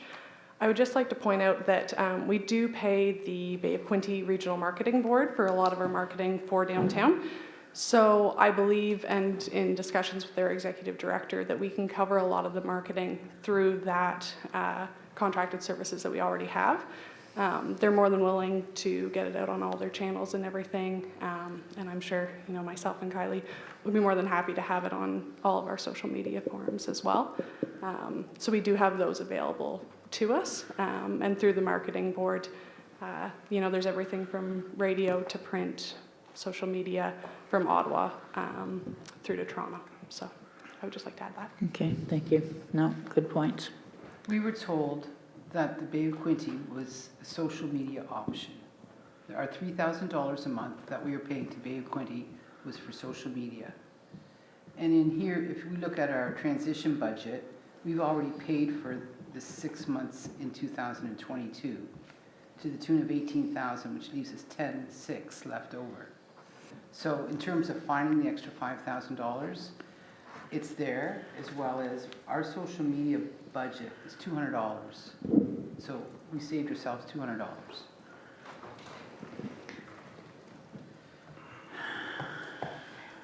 You may, and then it'll be my turn. If I may, Your Worship, I don't think this is the forum to be going through $200, $500, $1,000 and arguing my expenditures. The crux of the matter is, quite frankly, staff would love to be able to turn to an organized group of merchants and say, we're going to talk about it next budget. In terms, we raised that issue, I think, a couple of weeks ago. Do we institute a special area levy? There needs to be some sort of an organized group with a governance around this, such that we can hand that off and say, here's a budget, here's what we do, here's what you do. Right now, what we're dealing with is a part of the community and the downtown merchants. There is no formal governance around it. There's nothing we would rather do than to say, let's help you do this, right? But this is kind of where we are right now. So I don't think it serves us any good to be arguing about, or not arguing, but discussing $500 here or $1,000, or whether we're a labor pool or not. We are not. We're there to help organize and stand up a group of merchants that can deal with those downtown issues. So I think fundamentally the issue for council, if I may, is if you want $4,000, it would potentially come from somewhere else other than what's in that budget that was presented to council some time ago when we dissolved the BIA. There was an approved budget, and that's the budget we're working with As it stands right now, that $5,000 is not there, period. So I think that's the fundamental discussion point is, do we find that $4,000 somewhere else? Thank you. Go ahead, Councillor Richardson. Yeah, thank you, Worship. I apologize if I simplify this too much, but why can't we make this work? We use the advertising that we have, we use the people that we're paying, which is the Bay of Quinte, to do whatever they can do, and we find the money from somewhere, whatever that amount be. It could be $500, it could be $5,000, but the reflection is going to come back on the town that if we don't promote it in a proper way, we're not going to get a very good product. So let's do this and get a good product as best we can. We'll figure out how to do it. Like I say, the Bay of Quinte marketing group is a pretty good group, and I know what limited experience I've had with them. They will go out of their way to make things happen as best they can. So really, all we need to do is just to supplement the promotion of an event that I think will be a very successful event. So. I mean, I agree with Mr. Pinson. We're not going to nickel and dime things. Like, let's just make this thing happen. It's important for our downtown, and let's make it happen. And then all we need to do is get to a point where we're going to pick a date, I guess. If The date's been chosen. yeah, and I'm under the understanding that there are a number of different dates that we could use. So, I mean, we're gonna get into. Probably let's just pick a date and make this thing happen. I think anytime in December, we can make this work. We can, again, we're not talking a lot of money, and we do have the Bay of Quinte people that can assist us with the promotion of it. Let's try and make this thing happen. Was there somebody else that wanted to speak on this side? No, on this side. Go ahead, Councillor Johnson, and then I'll. My last 2 cents, Mayor, I promise. Okay. So the last time I was able to look up a budget for this event, it was $2,500 in 2019. And at that point in time, the BIA did have an office manager to help manage it. But there was also a lot of co-op advertising that was produced thanks to the work of the Beaver and MyFM. Yeah. And those are also two partners who are always willing to go and help to create an environment where the merchants or the businesses who want to help to promote this event can also help support it financially. It's not just up to the town to support the event. Every single merchant within the community also has their own access to social media to help market and promote the event as well. So we come from a very strong point. I don't think it's necessary to guarantee X number of dollars. Just a willingness to make sure it happens. We are now a month past when we asked for this money. Mm-hmm. We've missed many opportunities with the Grapevine and the Picton, what is it called? Yep, watershed. Yeah. So, yes, we plan on working with the Beaver to get the most bang for our buck. Yes, we plan on working with the radio stations, but we also need to step out and go to Belleville and Kingston. It's just not Napanee proper. We've thought of all those things. We've given that thought. But because of the timing, we're now a month later and it's getting a little tight. Okay. So you still have the dollars as well to use with that. Rennie, there's not one of us sitting around this table who wants to see this fail, but I'm going to be extremely frank here. Is the BIA, the Downtown Merchants Association, whatever you want to call it, has been so fractured that I'm all in favor of getting you what you can to get this going, but you know we're going to hear it from the other side. I'm glad that and I admire the fact that you have come forward with this and with it. I just cannot see the dollars add up. I think that's my problem. That's my problem here. And staff has been working to try and get things going. You disagree on the numbers, but we've had to crunch them as well.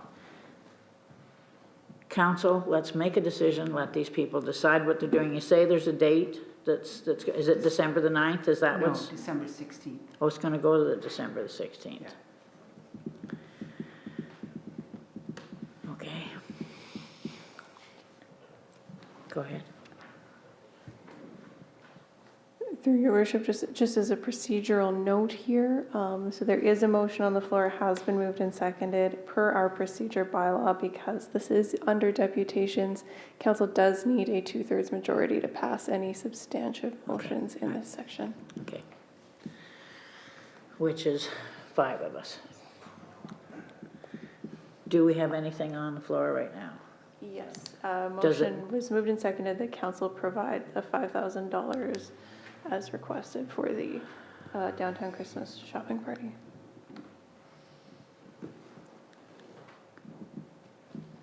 So we have a mover and a seconder. I'm going to call a question unless there's any further statements. All in favor of the motion? Opposed? Abstaining? Motion's carried. So I'll leave it, Rennie. And again, I do thank you. We may not always agree, or we very seldom maybe agree, but I know you're doing it for the best of everybody. So I wish you luck. Please stay in touch with staff, and we'll make sure that it'll be there. Trouble is, now you've done it when I can't be there. Can you change it back to the 9th? Thanks very much, and thanks for the group that's working to bring it forward. Thank you very much. I'll look please for, I'll give you guys a second to get out. To leave, not to get out, but to leave.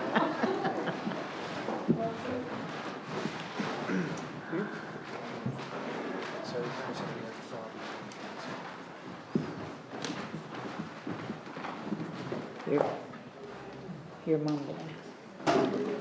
Are we offline again? Okay, a minor glitch. So we're not live streaming right now? I believe it's still live streaming. It's just the screen. Okay. Just a 5-minute to get the IT up and going again. But your mics are live. You have been live streaming this whole time. Oh, we have been live streaming this whole time. Okay, so we're fine. Our screen.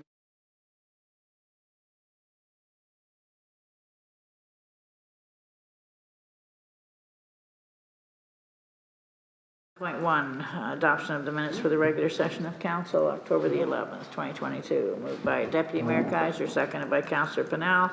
All in favor of that motion? Motion is carried. Thank you. Correspondence for information. You have correspondence for information dated November the 8th, 2022. Council's wishes. Moved to receive, seconded by Councillor McCormack. No separations. All in favor of the motion? Motion's carried. Thank you. Correspondence for action. We have no correspondence for action this evening. Unfinished business. Deputy Mayor Kaiser.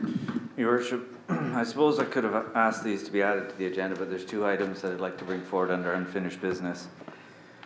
The first one, you might not be very surprised, is the BIA. Obviously, we just had a discussion that should have been in the realm of the BIA, but now that the BIA no longer exists, and I've spoke to Brant and Annie prior to the meeting, so I think Annie's moved to a microphone.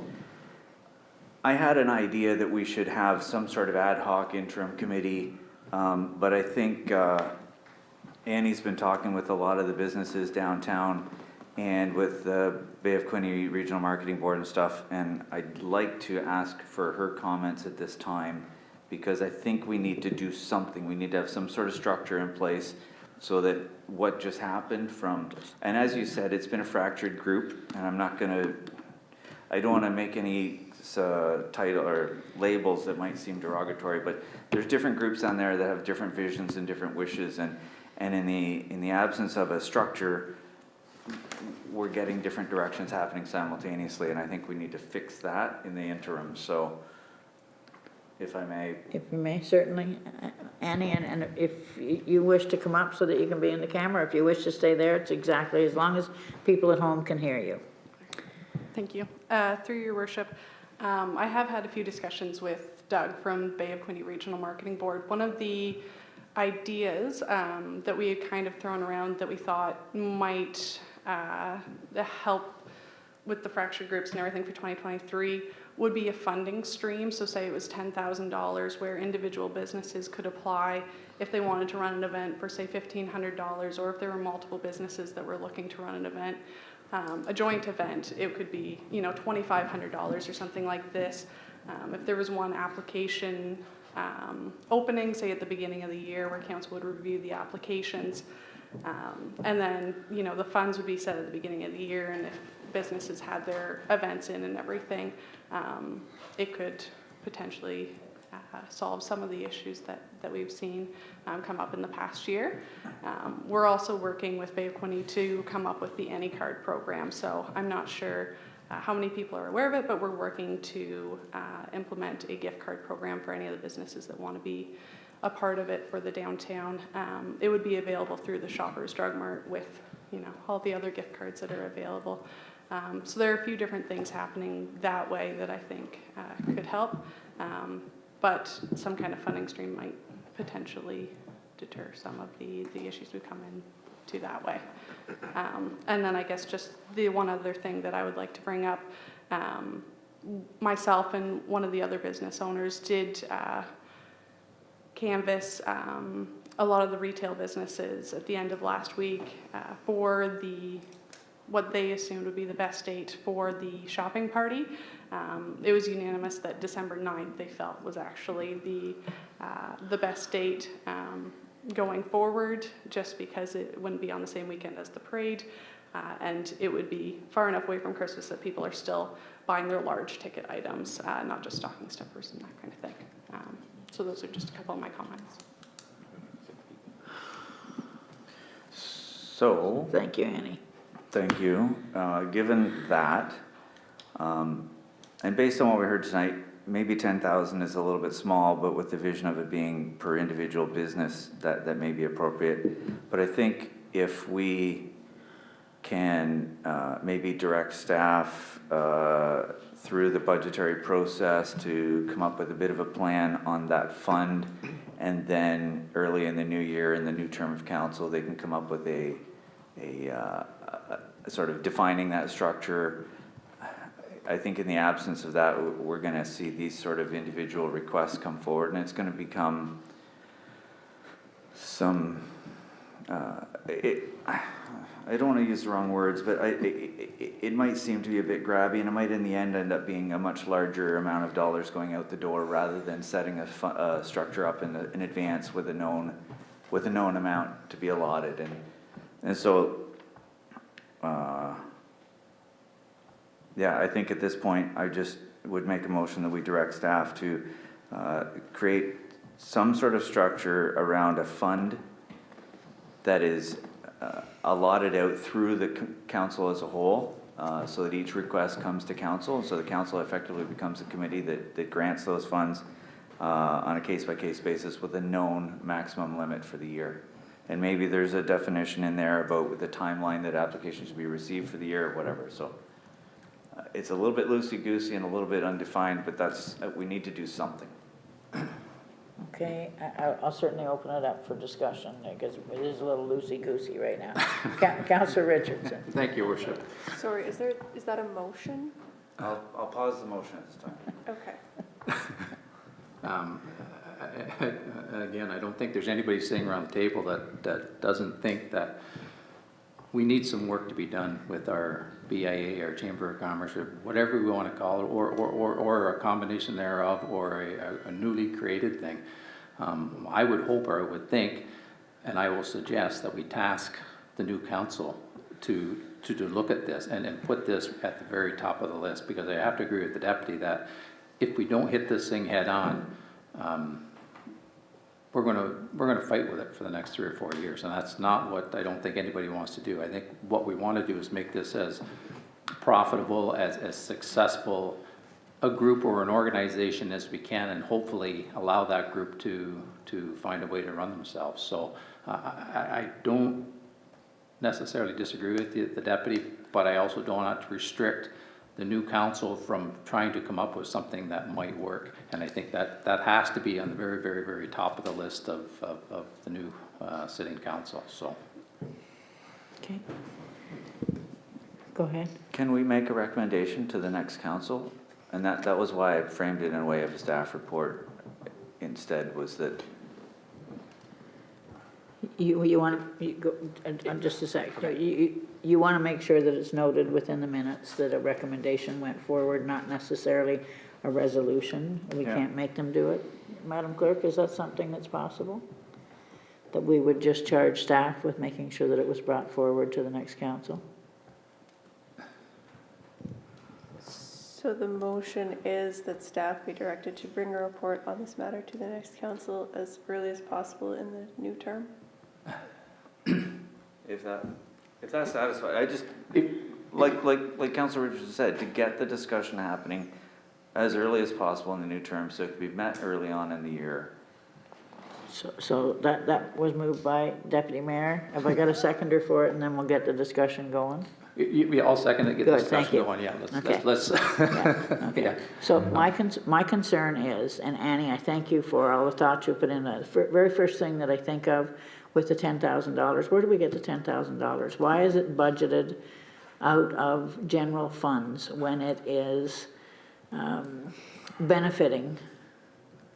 I'm going to get hit here, I can tell. Benefiting one area, and certainly the promotion of the downtown, the existence of the downtown, the success of the downtown is pivotal to what goes on in the rest of the municipality, but it's just such a small portion.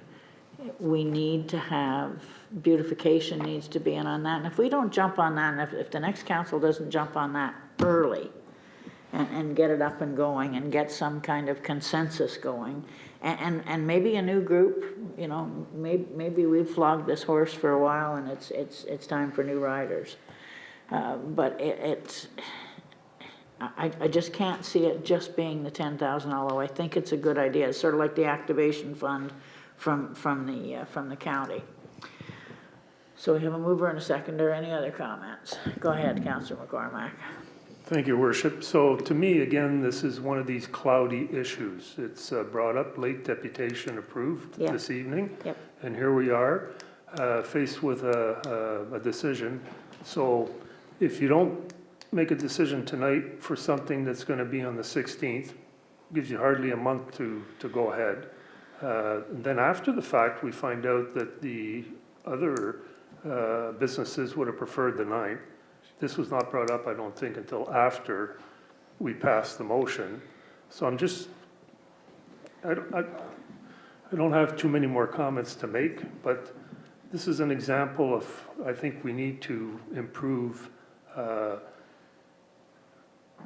ways to bring things forward so that council has enough time to review and think about it and come back and make a proper decision. Not these last minute affairs like this. Had we not made a decision tonight, it would be too late for the promotion, wouldn't give anybody enough time to act on it. And I think that was part of what motivated me to go ahead with it. We have a lot of new businesses that have started this year in the downtown core, and we need to support them as much as possible. But I really think it's important for us to be able to make informed decisions and not be rushed into them. Thank you. Yeah, I don't disagree with it. There'll always be matters of urgency, the stuff that will come up at the last minute, but I can't say that I disagree with you. Was there someone else that wanted, oh, go ahead. Oh. So, through your worship, you know, the issue, and it's too bad those folks that are in the downtown court left, because really this is an issue of governance, right? We manage the place and administer the place based on a rule set of governance, and what we are struggling with as staff is who do we speak to? Right? You speak to a couple of business owners who want to do something. Do they speak for the rest of the organization? We don't know, right? So this is why, to Councillor Richardson's piece of the next term of council, we will bring back that same issues list. And one of those issues in that dozen list is, what do we do with what used to be the BIA? Is there a special area levy? But I think sooner rather than later, because the pickle we're in right now is staff have done a bunch of work with select numbers of people, and I guess I'm speaking to everybody now, is that then certain people come forward and then all of a sudden they get this because of, to Councillor McCormack's piece, it's either you do it now or you're almost put in a corner, right? We need to get out of that. I think staff to a person all want to help, but we're sort of handcuffed when we don't have that governance set. So we will rely on the next council to come up with a rule set for how we deal with that group and hopefully come to an agreement where, let's do it at the beginning of the year, whether it's 50, 100, we do the beautification, plan it, and then we're done. And then we can advise and help, but it's to them to organize. I'm done. Thank you.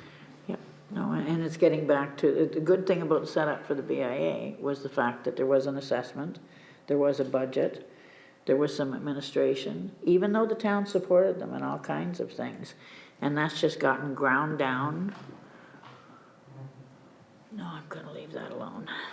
It's gotten ground down over a period of time by a lot of opposition and a lot of different things that people are, what can I say here? It's probably best you just let somebody else speak, Your Worship. Yeah, I think it might be a good idea, but this time, go ahead. Yeah, I mean, I agree, and if I can give any assurances, like I say, I will assure that we put this at the very, very top of the list, because we can't allow what's happened to continue to happen. And I agree with Mr. Pinson that we do need some governance on it. And whatever that governance is, we don't know at this point, but we have to create some form of governance in order to deal with the issues at hand. Because if we don't, we're going to be in the same position that we were. So I think it can be done. I won't guarantee it can work, but I think it can be done. I think it can be created, and I think if we put this right at the top of our list, I think we can at least get the conversation started anyway. No, that assurance. Go ahead, Councillor Johnson, and then I'll go to you, Deputy Mayor. Thank you, Mayor. I think it should be noted that the BIA as an organization was, number one, a committee of council and was financially responsible with audited books for the work they did, and they were also overseen by the Ontario BIA Association. There was financial accountability. A discussion as to why the BIA disbanded revolved around many people felt there was not a need for a manager or an office person to manage the affairs of the BIA, to get things done. Unless you've participated in an event and set up an event, you have no idea of the number of hours that go into it. Annie certainly knows very, very well. I find it ironic that the first time a group comes before council and says, we would like some money to do this, but we should also have some money to manage it. I find that very ironic. And it's not fair to the rest of the community. We just had a harvest festival in the downtown area, which was completely managed by volunteers. No, fully agreed. Go ahead, Deputy Mayor. I just wanted to wrap it up by saying I think I did what I set out to do by raising the awareness and getting the discussion happening among the people in this room, and I'm satisfied that it'll continue hastily. So we have a mover and a seconder on the motion. Let's vote on it and leave it till the next council to clear up, and I have every confidence that they will. All in favor of the motion? Motion is carried. Thank you. So I had a second. And you have a second one. I've got it written down here. The second thing is the wind farms road closure thing, and I wanted to raise that for the exact same reason that I did the other one, so that it's noted for the new council. We started a process, right or wrong. The winds came to us, they made a request, right or wrong, whatever happened, the bottom line is what's been going on down there in the last couple months is unacceptable on many fronts, and regardless of who started the process or where it is or who played in it, there's some nefarious activity going on down there that can't continue. And council, we've lost our time in this council to deal with it, but I'm asking that the next term of council make sure that they wrap this thing up and get it to an end point so that those activities don't continue any longer. And I'm just going to leave it at that. I don't know if you need a motion for a recommendation, but I think the people in the room that needed to hear it just heard it, and so I hope that carries forward. So, Madam You want Clerk. it noted in the minutes somehow? That's right. Madam Clerk, how can we make sure that that's noted in the minutes?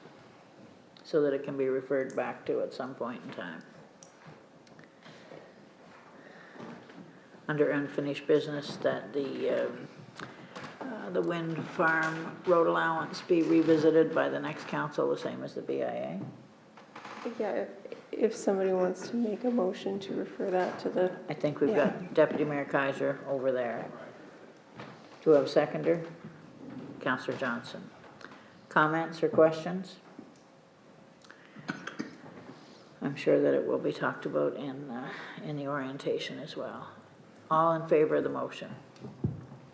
Motion's carried. Thank you. Your Worship. Committee reports, Waste Diversion Committee minutes. You have a recommendation that council note and receive the Waste Diversion Committee minutes from September the 15th, 2022. Moved by Councillor Pennell, seconded by Councillor McCormack. Comments or questions? Go ahead, Councillor McCormack. Thank you, Worship. Just to comment one more time, it's an extremely important committee. The work that's being done has to continue, and I remember that it was the graciousness of Councillor Richardson, soon to be Mayor Richardson, who put my name forward. So I hope that he has the same insight, and possibly my suggestion would be, if your game would be to appoint Councillor Norrie, because I think he would do a bang-up job. Thank you very much. 6 o'clock meetings are too late for me. Thank you. I guess I should be having, I have a mover and a seconder to note and receive, do I? Okay, all in favor of the motion? Motion is carried. Your humor kind of got to me there, sorry. Activity reports, we'll start off with Community and Corporate Affairs. Activity report. Any comments or questions directed to Mr. Zetterberg? Seeing none. Emergency services. No questions. Gonna let these guys off early tonight. Financial services.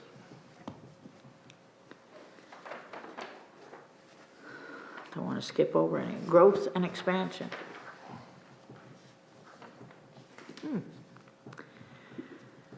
Infrastructure services. Legislative service activity report. I think I can't let this one pass without a comment. I know that Madam Clerk was very disappointed in maybe, as per her report, the low turnout, but certainly lots of good compliments about how things went and how voting in person and how it worked, even though we couldn't get the number of people out. So, Madam Clerk, you and your team did an excellent job, so thank you. I take a motion to note and receive all the activity reports, please. Councillor Pennell, Deputy Mayor Kaiser, all in favor of that motion? Motion is carried. Thank you. Staff reports. Legislative services, road closure, conveyance bylaw, Lambert application. You do have a recommendation before you. Does anyone wish to speak to this? Go ahead. Go ahead. Councillor Pennell, sorry, go ahead. Thank you, Worship, to council members here. You've overseen the maps that were provided that were taken from Terranet Jail Warehouse that shows that the road allowance on the southern part of the properties in the surrounding area to the subject property is still in place, and that the road allowance to the north of the subject property is still in place. But it seems on that platform that they have been removed. So this is something that would question me as to see why has that been removed. And then once the applicant has long gone into trying to subdivide his property, survey is done and that road allowance is put back in place. So what I'd like to do to get the conversation going through council, so I'd like to make a motion. And the motion would be, I'd like to make a motion, council establish the value of the land to be transferred as $1, and further that all associated fees with closing and conveying of the road allowance, including lawyers and registration of the bylaw and title, be paid by Greater Napanee. and So- I'll start the discussion. Yep. I'll get a seconder for that first. Go ahead, Councillor Norrie. Okay, discussion, council? Go ahead, Councillor Richardson. Thank you, Your Worship. Just briefly, it's somewhat ironic that we really didn't even know this thing was there until we started looking. From what I understand of it, and this isn't a situation where there's a severances and property are going to be sold and bought and houses built on it. It's simply a situation where a parent is going to ensure that his children have a good piece of property for as long as they're around. I have to agree with Councillor Pennell on the fact that any other circumstances like this would make sense, that we conduct it in the method that he has suggested. Again, many of us didn't even know that thing existed, and I suspect that maybe even Mr. Lambert really didn't even know it existed until such time as he started into the process. So I'd support the motion by Councillor Pennell. Any other comments? Go ahead, Councillor Johnson. Thanks, Mayor. Thank you, Mayor. Pardon me for being so informal. I support the concept. I'm just wondering, do we know what the town's portion of the cost would be? Just ballpark. Michael, could you give us any kind of an estimate on what it might be? Ballpark.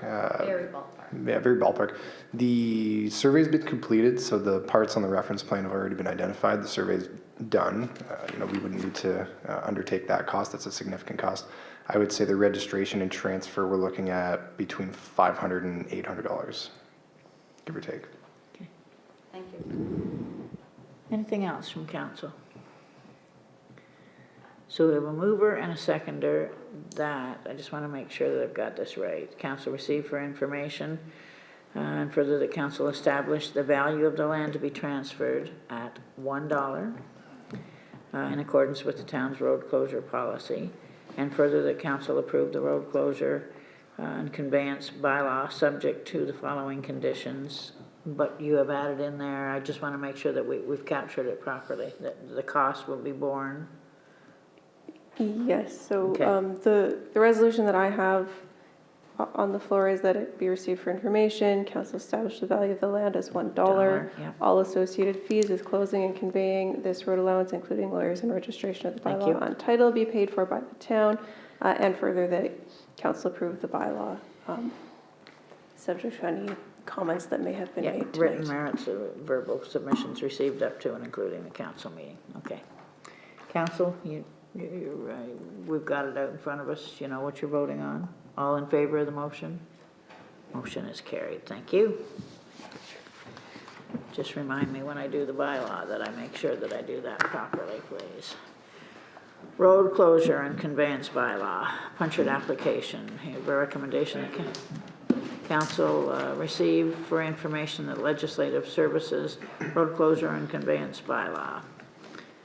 Punchard application report, and further that council established the value of the land to be transferred as $4,000 in accordance with the town's closure policy, and further that council approved the road closure and directed a closure and conveyance bylaw be brought forward once sufficient survey information is obtained and subject to the following conditions, which of course are the council consider and decide on the merits of written and verbal submissions received up to and including the council meeting, and that should new information be received or further input received, raise points for further consideration, this report opinion herein be revisited as needed.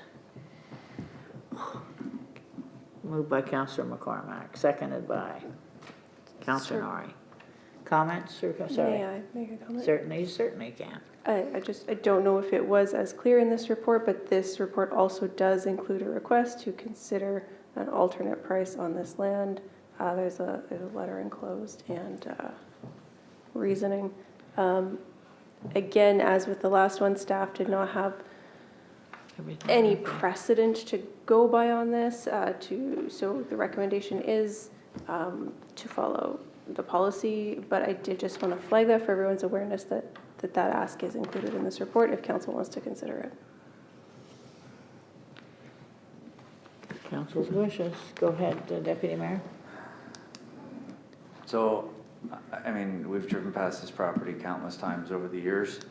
I never knew that the subdivision layout was under their property, and it certainly doesn't appear in the development of the property as it exists that the recognition of these streets and these allowances were even in place.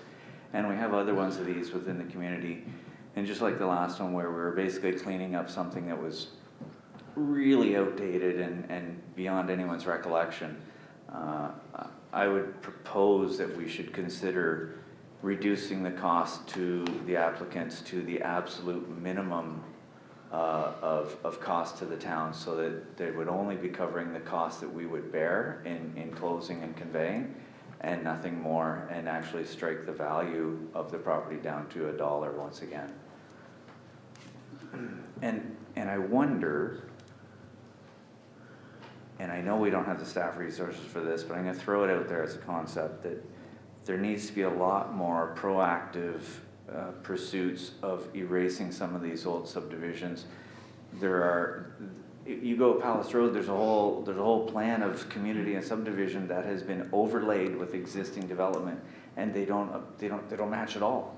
And yet there they are on record somewhere. So anyways, let's clean this up as tidy as we can and pass on the absolute minimum cost to the applicant, with the land values being set at $1 plus, you know, any other legal costs, and hopefully that makes it more appropriate, and because it sort of does exist outside the normal policy of a known road allowance being sought.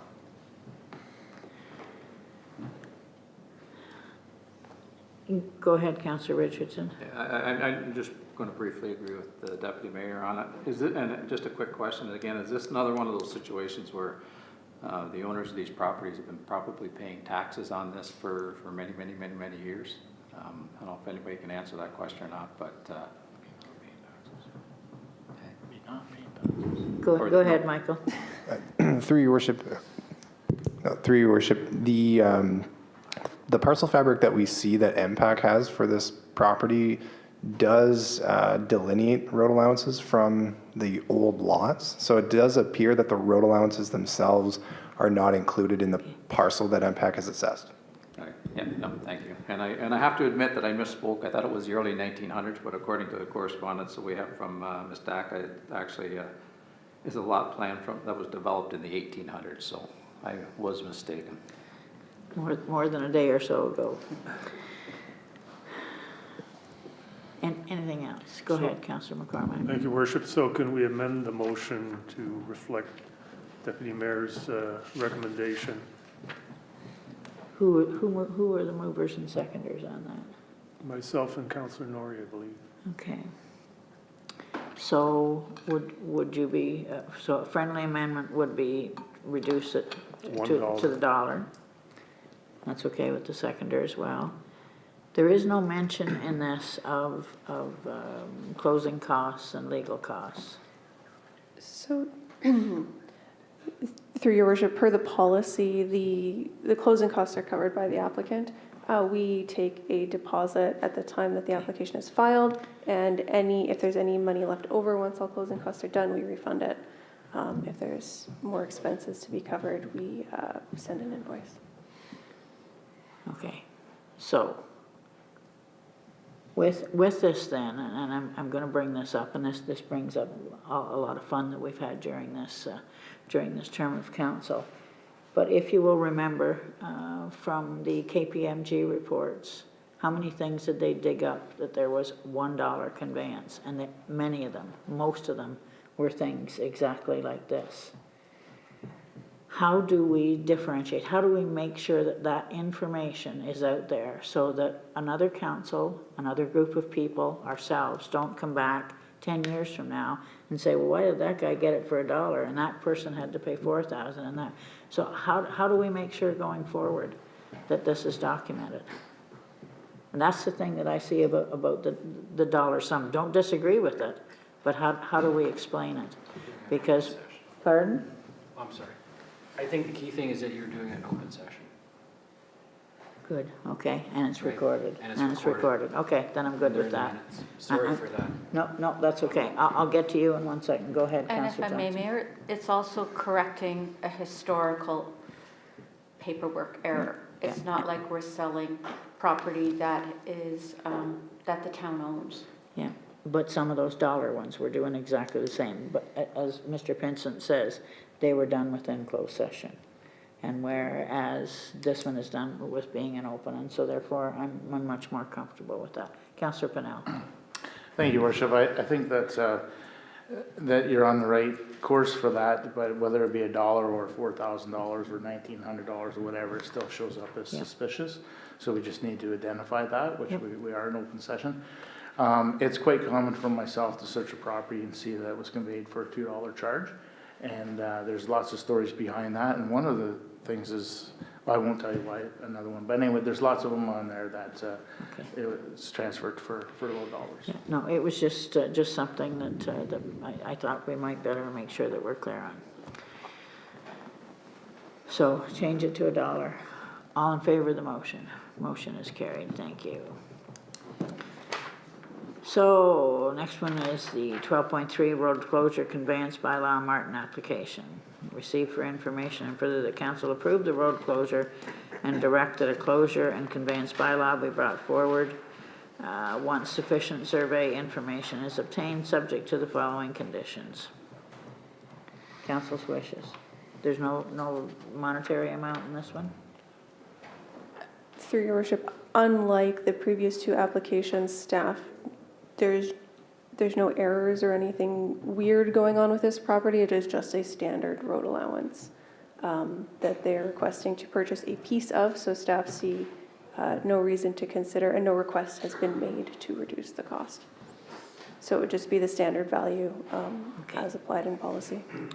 Okay, so you have staff recommendation moved by Councillor McCormack, seconded by Councillor Johnson. Any further comments or questions? Go ahead, Councillor Johnson, and then did you have your hand up? No. No, just, thank you, Mayor. Just for the next council going forward, if this sort of situation comes up again, a map attached to it would be very helpful. Thank you. Okay. All in favor of the motion? Motion is carried. Thank you.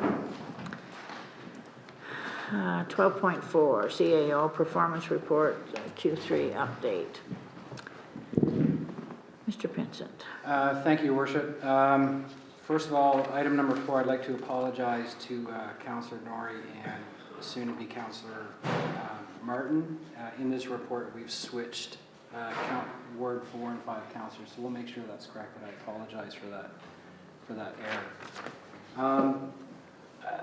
This hasn't changed incredibly since our mid-year review. We've done a lot of, we've got the recreation master plan done today, strategic plan's been done. A lot of foundational work has been carried out this year for the next term of council, our building condition assessment. So I think we're in really good stead for the next term of council in terms of having a good understanding of where we are. I think the only specific comment I'd like to draw your attention to item number 3. Another plan that we're working on, the community safety and well-being plan. We have consultants. That was a decision of council this year to move forward with a different set of consultants. We had a meeting today and determined that we would have a virtual consultation on the 14th of December to get at some of these community safety and well-being issues that are also in that sort of category of promoting a healthy and safe community in our strategic plan. So a bit of an announcement for the 14th. I know that typically the community likes to do in-person consultations. We're doing this in partnership with Loyalist Township. We'll see what the first one looks like on the 14th, and if we deem that there's enough interest and we really need to get people in a same room, we will do that, but we'll start with one on the 14th. I've also asked the comms folks, there is a survey that will be hitting our website Bang the Table probably late this week, which will talk about those things that impact community safety and well-being that will inform some of those risk areas moving forward in that plan. So stay tuned for that. We'll get that out in social media, and we'll also get the get the coordinates for the meeting on the 14th, but it's probably, I guess, the last big piece that we're working on in terms of planning for the community. Other than that, happy to take questions on anything else that you see in this Q3 report. Councillor Pennell? Thank you, through your worship. Mr. Pinson, on item number 17 for the official plan, do we have an idea of what quarter that we should be looking to see the official plan being released in 2023? I'll defer to Michael on that one in terms of the specificity.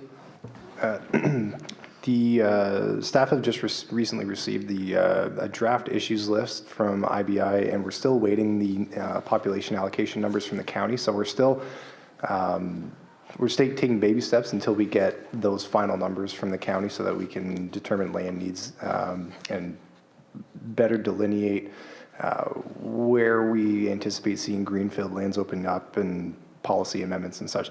We will very soon be creating a bang the table page specifically for the OP update. For when final adoption is anticipated, I would say probably Q3, Q4 of 23.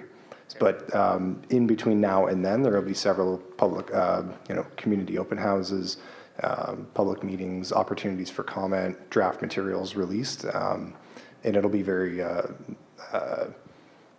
pronounced via social media and through the town's website announcements as well. So we definitely want to get a lot of community input on draft policies and draft land use designations where we foresee growth occurring, and that'll help formulate final recommendations to council. But most likely Q3, Q4 for final adoption is what we're targeting. Great, thank you. Anything further? Go ahead, Councillor Richardson. Thank you, Worship. Just with respect to number 14, the transportation review, can we get a little bit more of an update? I mean, it looks like it's getting ready to go for an RFP and things like that, but do we have any kind of a schedule or timeline or any further information other than what's in the staff report? Annie might be able to provide a little bit more detail. I know that there was this discussion with the county in terms of the transportation piece with the CAOs last week, and we've asked, I think Loyalist is doing, and I don't want to obviously say anything negative towards Loyalist, but we've asked them, they've been in charge of the RFP, and we've asked them sort of where this is, because it has been languishing for a while. I don't know if you have anything else, Annie, on that. Through your worship, yes, I am meeting with my staff liaison with Loyalist Township this week to go over some of the final revisions for the RFP. There are no timelines at this point as to when it would be released or when there could be wheels on the ground. Okay. Thank you. Yeah. Anything else?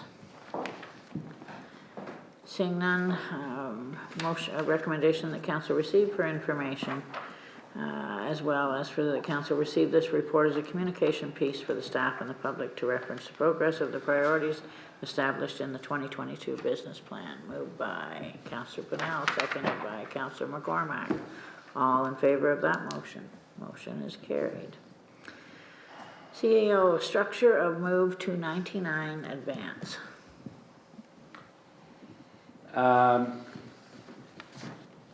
So there's a bunch of details in here. What I would like to do is just highlight, we have started the move in phases with a view to standing up customer services in January. We took possession of the building it was late October, 28th of October. It's been an interesting thing in that we couldn't really do anything in terms of, there's some minor work we have to do on service counters and organizing offices and, quite frankly, making sure people vacate what are to become our offices, and we couldn't start that process until we actually took possession of the building. So I know that IT is in there right now getting things organized. Brant has sort of been organizing generally the move of staff to 99 Advance. I think our biggest challenge, and I'll say this to council and to the public, is that this is the first time municipal staff will be working in one building as a team. It's the first time that we are asking staff to do a little bit more outside of potentially what their left and right of arc have been, because what we're doing is grouping our service people that have worked in 3 buildings and having them work in 1 building through a rostered process with a little bit more process and education around what customer service actually means, with a priority on making sure we get this thing right the first time. I know council's gone out and, staff very much appreciate the fact that we've actually got this building now. What we have to do is demonstrate that we can use this as a lever to improve customer service. So that's a bit of a sales pitch in terms of what we're doing. I would be happy to take any questions from council.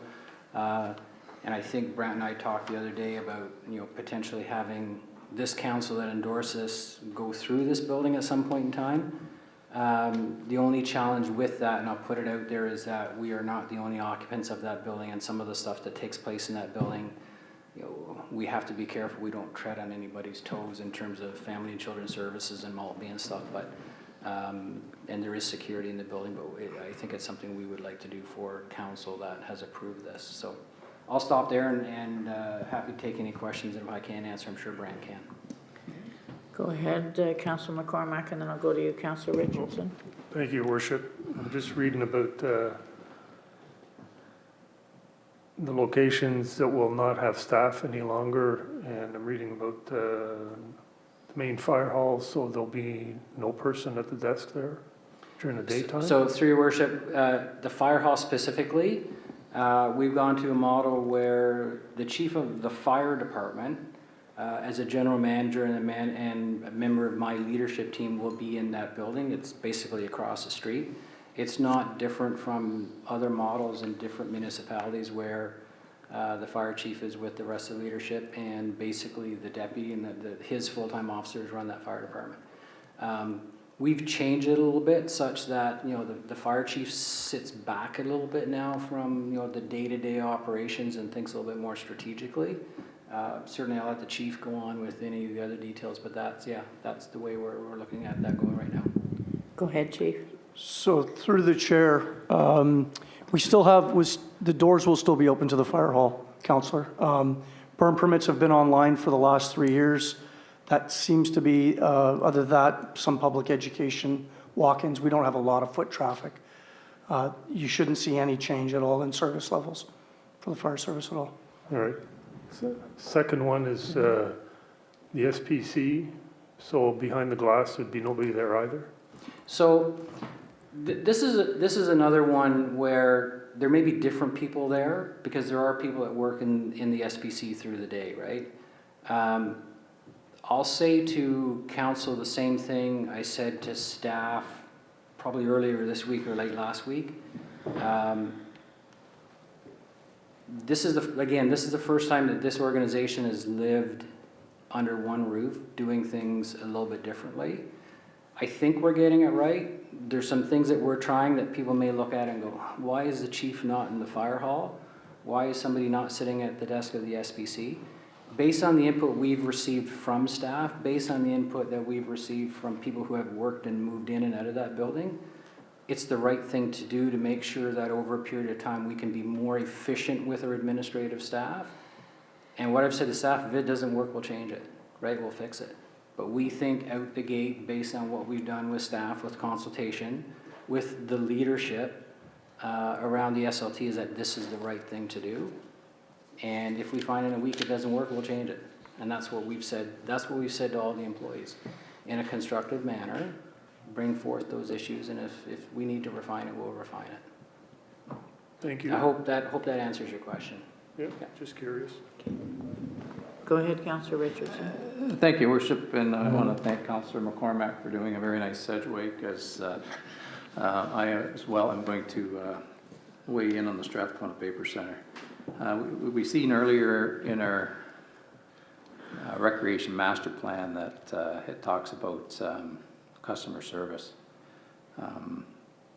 And I know the conversation that Mr. Pence has had with senior leadership team. I've had a number of conversations with the user groups with respect to the SPC, and I got a completely different take on the moving of our customer service people, which are the root of the community, the basis of what happens in that facility. I have to admit that early on, with respect to getting everybody under one roof, or as many people under one roof, there was absolutely no considerations or thought in my mind that we'd be moving the people out of the SPC. I think it's imperative that it's a customer service success, what's happening there. I really see at this point no real reason or hurry to toy with that success, especially in the middle of the hockey season, in the middle of the figure skating season, in the middle of the season in which the SPC is open. So I wouldn't be supportive of that move, and as a matter of fact, I'd be staunchly against it. I think we have to keep in mind our customer service model that we have there, that it's successful. And I'm going to give a little plug to the canteen that we have there while I've got the floor, that it's been a very, very, very successful venture by the folks that have moved in there and done things. And people are in at the SPC, the ones that go in during the day, the ones that go in through the weekend, the ones that go in during the nights, are very, very happy with the product that we're providing there. I just would not like to see that be spoiled, I guess is the best way of putting it. So now that everything, or at least the recreation part of it with the customer service, seems to be working very well and seems to be very successful. But that being said, I'd like to thank the people that run the canteen, because I think it's an extremely successful venture so far. And I've heard a lot of comments with respect to, positive comments with respect to the work that they're doing there as well. Thank you. Okay, go ahead, Deputy Mayor. Thank you, Your Worship. I guess as Councillor McCormick was talking about the chief, it brought to mind that the Chief of Emergency Services at the county works in the county building and not at any of the ambulance bases. And that's a different thing, because there's a number of ambulance bases, but it speaks to the senior leadership and the senior administration being under one roof. And I think that can echo in the SPC as well. And I guess where I'm coming from is, you know, Mr. Pinson and his staff have put a lot of thought and effort into this, and I'd say let's give it a chance to fail before we condemn it. I think they've put a lot of thought and a lot of consideration into it, and I think the senior leadership does need to be in one place and let their teams operate where they need to operate, but that doesn't necessarily mean they need to be, you know, in the same room or in the same building. I just wanted to sort of give that sort of balancing comment. Yep. Anything further? I can just reply briefly. Is the folks that we, sorry. Briefly. It will be brief, Your Worship. I don't dispute the part about the senior leadership team being under one building. The folks I'm talking about aren't the senior leadership team. They are a couple of steps away from being on the senior leadership team, and they're the face of the customer service. So that's all. I just wanted to bring that point, and I know that the deputy mayor knows that, but I just wanted to be clarify that. That's all. You good? Go ahead. We're getting close to 10 o'clock. We are. We're getting very close to 10 o'clock, but not soon enough to make a motion. I want to be right on time. Motion to receive for information, please. Councillor Johnson, Deputy Mayor Kaiser, all in favor of that motion? Motion is carried. Thank you. Financial Services, Municipal ERP System. Is there anyone going to speak to this? Is Paul still with us? Oh, there he is. Paul, did you wish to speak to this?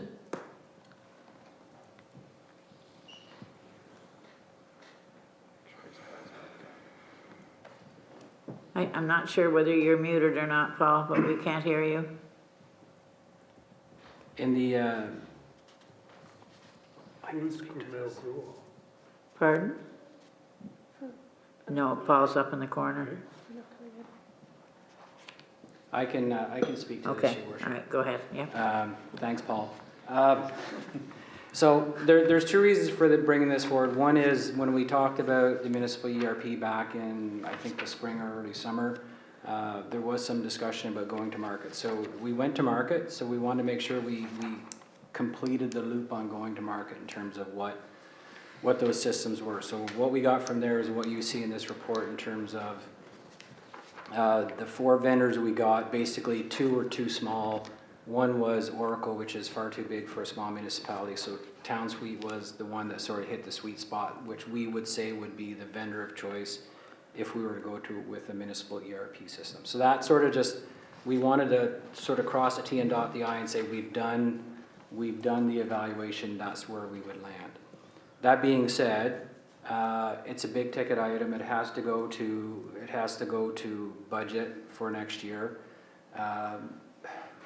Based on some of the discussions we've heard, what we would like to do is probably present a couple of different options to council, and you know, we've heard the thing move into advance and figure out what some of those synergies are and figure out some of the total suite. But we did want to present another option to the next council in terms of the risks with our current financial management system and our lack of a human resources management system. So what we would like to do, so what we're doing is saying, hey, we've done the RFP on the ERP. That's not enough acronyms. So we've settled that, and then what we will likely do is come back to council for budget of 2023 and say, there's a couple of options here. If that all-encompassing ERP is too big a pill to swallow, because some of those are, quite frankly, I think nice to have in the long term, that we've got some critical, I would suggest, weaknesses from a support standpoint on our financial management system, and we do not have an HR system, so that would be something that staff would be looking at. So we're not looking for any more than that tonight, but other than to sort of close the loop and give council an indication of where we're going for next year and the reason why. Go ahead. Thank you, Your Worship. Will this report that we're seeing tonight in entirety be brought back to the new council? I think it's very important Absolutely. that it does. Yeah. Secondly, with respect to the RFP, I mean, the reality of it is that we're not going to get to this until probably after budget time, which would be March and April. Well, these groups, are they going to honor the prices that they have now, or will we have to go to them for another RFP? Because we're now 4 or 5 months down the road, and I'm familiar with a lot of things, is that they can't honor things for any more than 30 days or 60 days, then we're well outside of that before we need to get this before our budget meetings. So through your worship to Councillor Richard, good question, and I think, you know, what we wanted to do is get this to council, because we've had one firm in particular coming back to us all the time saying, what have you decided, what have you decided? So we wanted to be able to say, we've taken it to council, thank you very much, but we're not going to pursue this option. I think the discussion we've had with TownSuite is that given where we are, given the discussions we've had with them, is that I'm willing to, they would likely honor that charge, or it wouldn't be much different from that, especially for that financial management piece. So I would, and we could have discussions between now and budget with the next council to say, hey, TownSuite, this is what you've proposed. Are we going to be within the same ballpark? And I would suggest we would be. Does that answer your question? yes, it does. Yes, I mean, it's suggested that it's probably going to be close, but we don't know for sure. So I guess the only other question, just to follow up to that, is that we've got a scenario too here that suggests that we're only going to do so many, like they call modules, I think, modules. Yes. When we did the RFP, was it suggested that we may break this down into modules and get pricing on the modules, or when the RFP went out, was it, this is what we're looking for in totality, and this is what we're looking for as far as the price goes? So when we went out for the RFP, we were looking for a municipal enterprise resource planning system, and we said, finance, you know, there's your asset management, your HR, we had something in there for recreation, there was something in there that we're going to potentially build even for cemetery. So we said, give us your full menu of everything and a pricing. Whenever you do these ERPs, you always start with finance. Finance is your foundational piece. So what they normally do is they'll price out each one of those components. And in some cases, if you buy them all, there will be a slight discount. You know, if you'll get not a 3-for-1 deal, but if you buy them all, there will be a discount. But we know with certainty what those two components are, specifically around finance and HR. So we said, give us everything. And this really is, and Dave's sitting in the background, so he'd probably chime in if I made a mistake. And you're looking at probably at least a year-long process, if not a little bit more, to get this fully implemented, especially if you're going to do everything.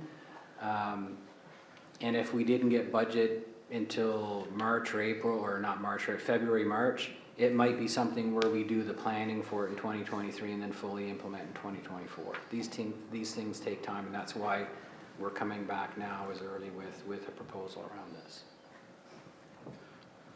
Okay? Yeah, Your Worship, when it comes to the staff recommendation, I just want to add into the staff recommendation with respect to bringing the report in its entirety to the next council, just so that they've got a fulsome view and a fulsome understanding of what this is, as opposed to seeing some big numbers and saying this is what we want. So I think it's important that the report in its entirety comes back with respect to what we've seen tonight for them. So I would suggest that we start not if at ground level, but yeah, it's a complete reset in terms of what it looks like. I agree. I'm sure that the options have even changed since we started to look at it, so. So what you're proposing then, were there any other comments? Okay. So Councillor Richardson is going to make the recommendation that council receive for information, and further that council direct staff to bring back recommendations during the 2023 budget deliberations, but that the new council be afforded the full, or along with, or along with the full, the complete full, staff that's report right, that yeah, we received from tonight. before. Okay, does that cover it all? Seconded by Deputy Mayor Kaiser. Any other comments or questions? All in favor of the motion? Motion is carried. Thank you.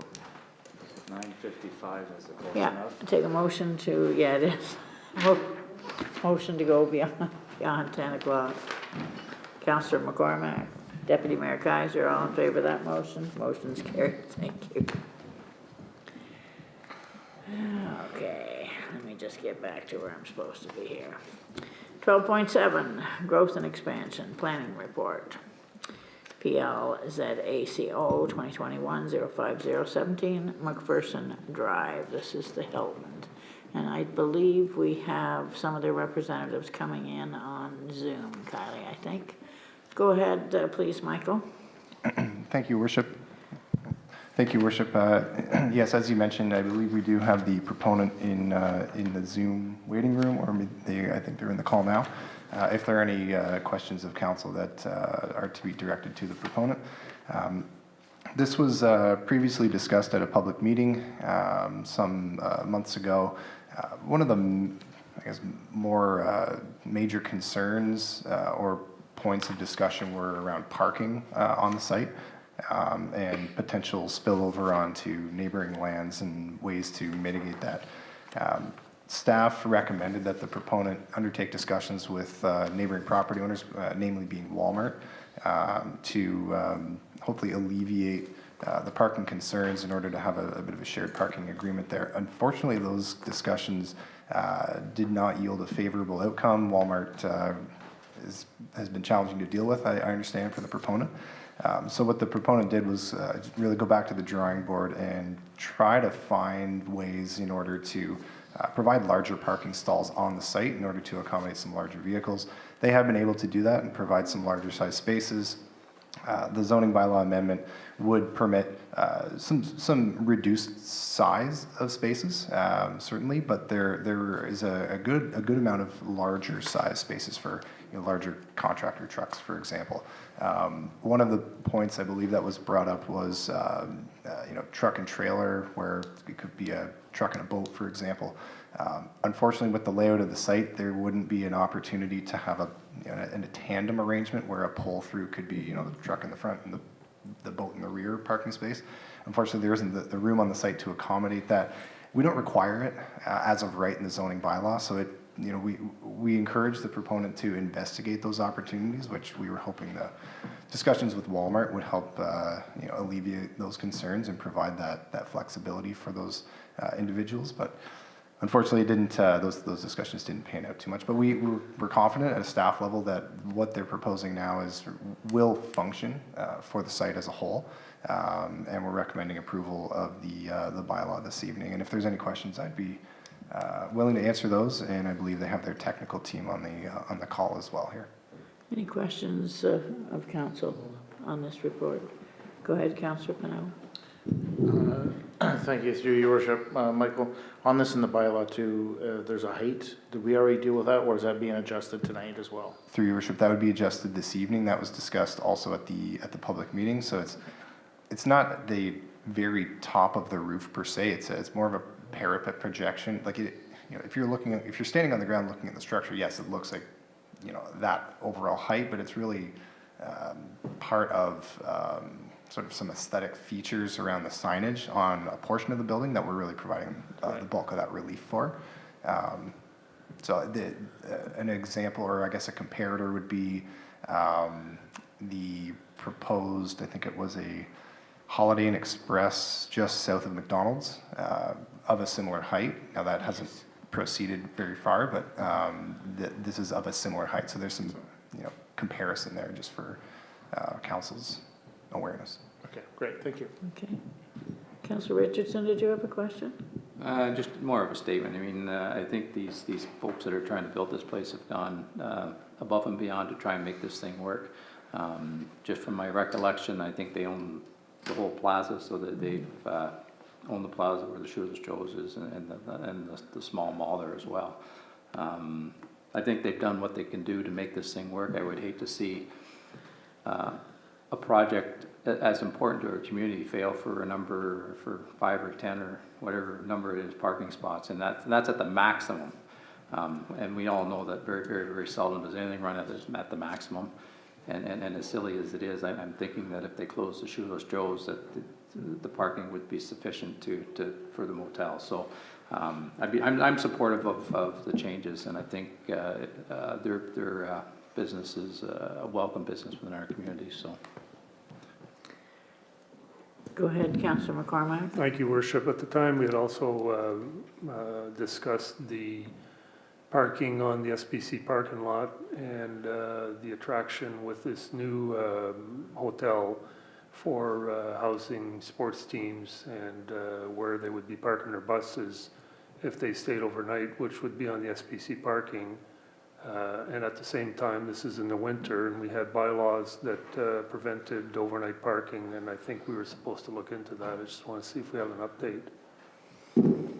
I can confirm that we did look at it at a staff level. Some of these issues exist now.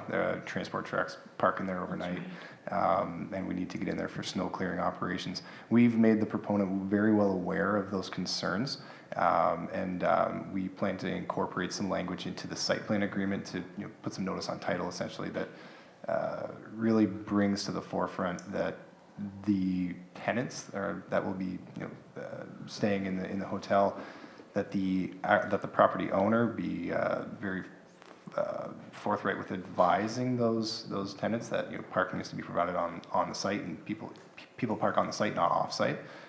So it's certainly something that the proponents are very well aware of, and we're aware of at an operational level as well.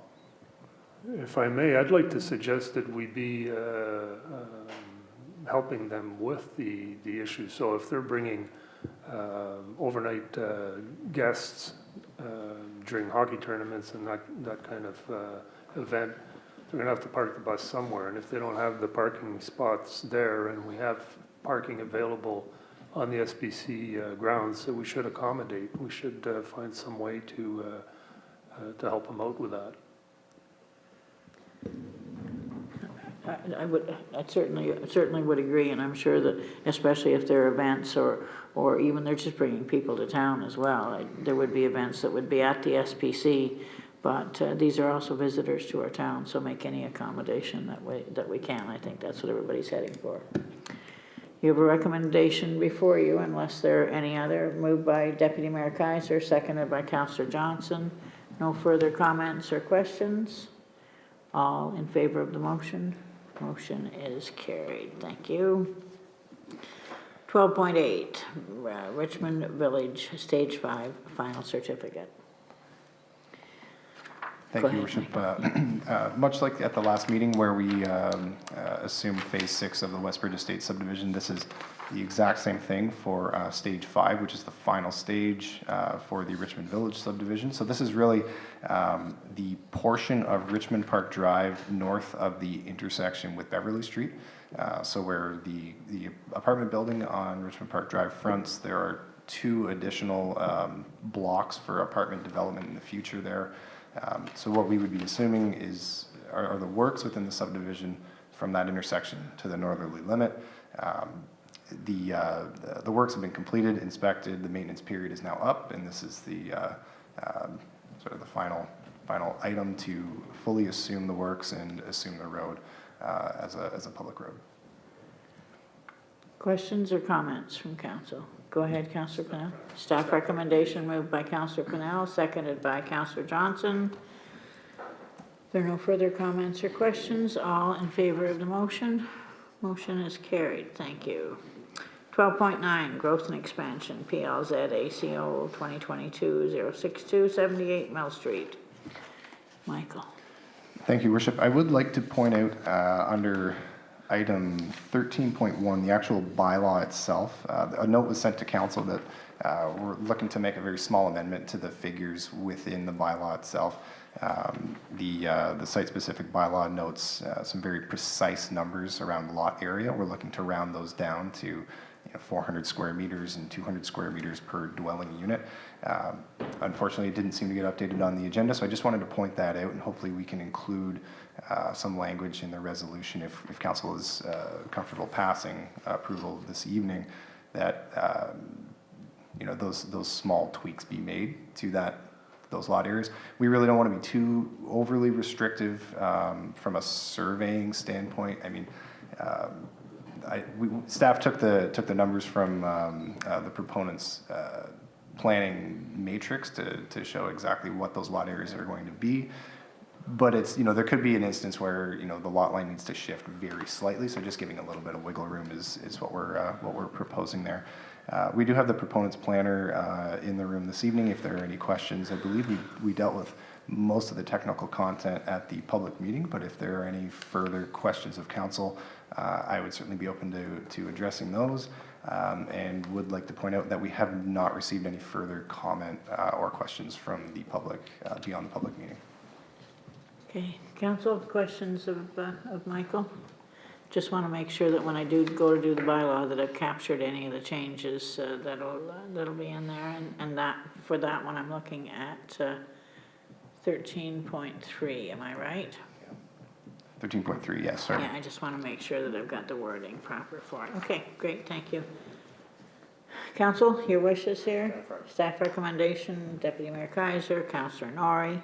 Any further comments or questions? All in favor of the motion? Motion is carried. Thank you. And I'm sorry we made you sit here all night. Growth and expansion, one more time for you, please, for 12.10. Thank you, Worship. What we've received is a request for validation of title for Part 2 on Plan 29R6163. This is a parcel of land that is located immediately south of 2873 South Shore Road, which is located just to the northwest of the fire station down in the Dorland area there.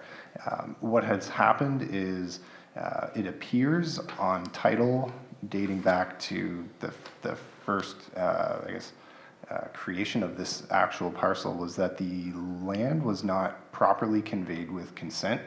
It has been subsequently transferred to separate owners over the years, and this is what has happened now is there has unfortunately been a death of one of the individuals on title, and now the solicitor, Mr. Bruce Callow, has found that this issue has been persisting over time, and he's looking to rectify that, to bring the parcel into land titles, take it out of the land registry system and put it into the current land title system to bring the lot back into conformity with land titles so that it can be adequately conveyed and assumed for ownership by future purchasers. At the time that the lot would have been created, it would have complied with the official plan and zoning bylaw in effect. It appears as though it's been a lot. When I look at the PIN map, it's shown as a parcel. It has its own PIN number. Staff wouldn't have known otherwise that this issue had persisted until Mr. Cowell brought it to our attention and through this request. So with that being said, staff are certainly supportive of the request to validate this parcel.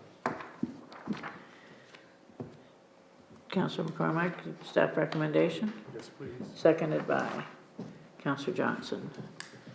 All in favor of the motion? Motion is carried. I'm going to give council and staff two choices here.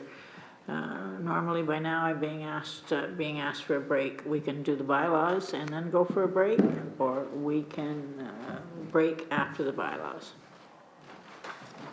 We'll break after the bylaws. Break after the bylaws? Seem good with everybody? Okay. Okay, bylaws. We'll start off with bylaw 13.1. Let me just get to it. Bylaw number 2022-0083 to amend zoning bylaw 02-22 as amended, PLZACO 2021-050. And this is in relation to 17 McPherson Drive. So read a first and second time this 8th day of November. Deputy Mayor Kaiser, Councillor McCormick, all in favor of that motion. Motion is carried, and read this third time and passed this 8th day of November 2022. Deputy Mayor Kaiser, Councillor Norrie, all in favor of that motion. Motion's carried. Is that okay? Or did you want me to do first, second, and third? We normally only do 2 readings on all of our bylaws. Oh, we're just doing 2 readings? And why? In one motion is how we've typically done that. Okay, it just says here, read this third time. Okay, Sorry. no, we keep switching back and forth. You're right. It's because it's in the, all in favor of the motion anyway. We'll make sure that we get it passed. Thank you. Bylaw number 2022-0084. You'd think after 12 years I'd get this right, wouldn't you?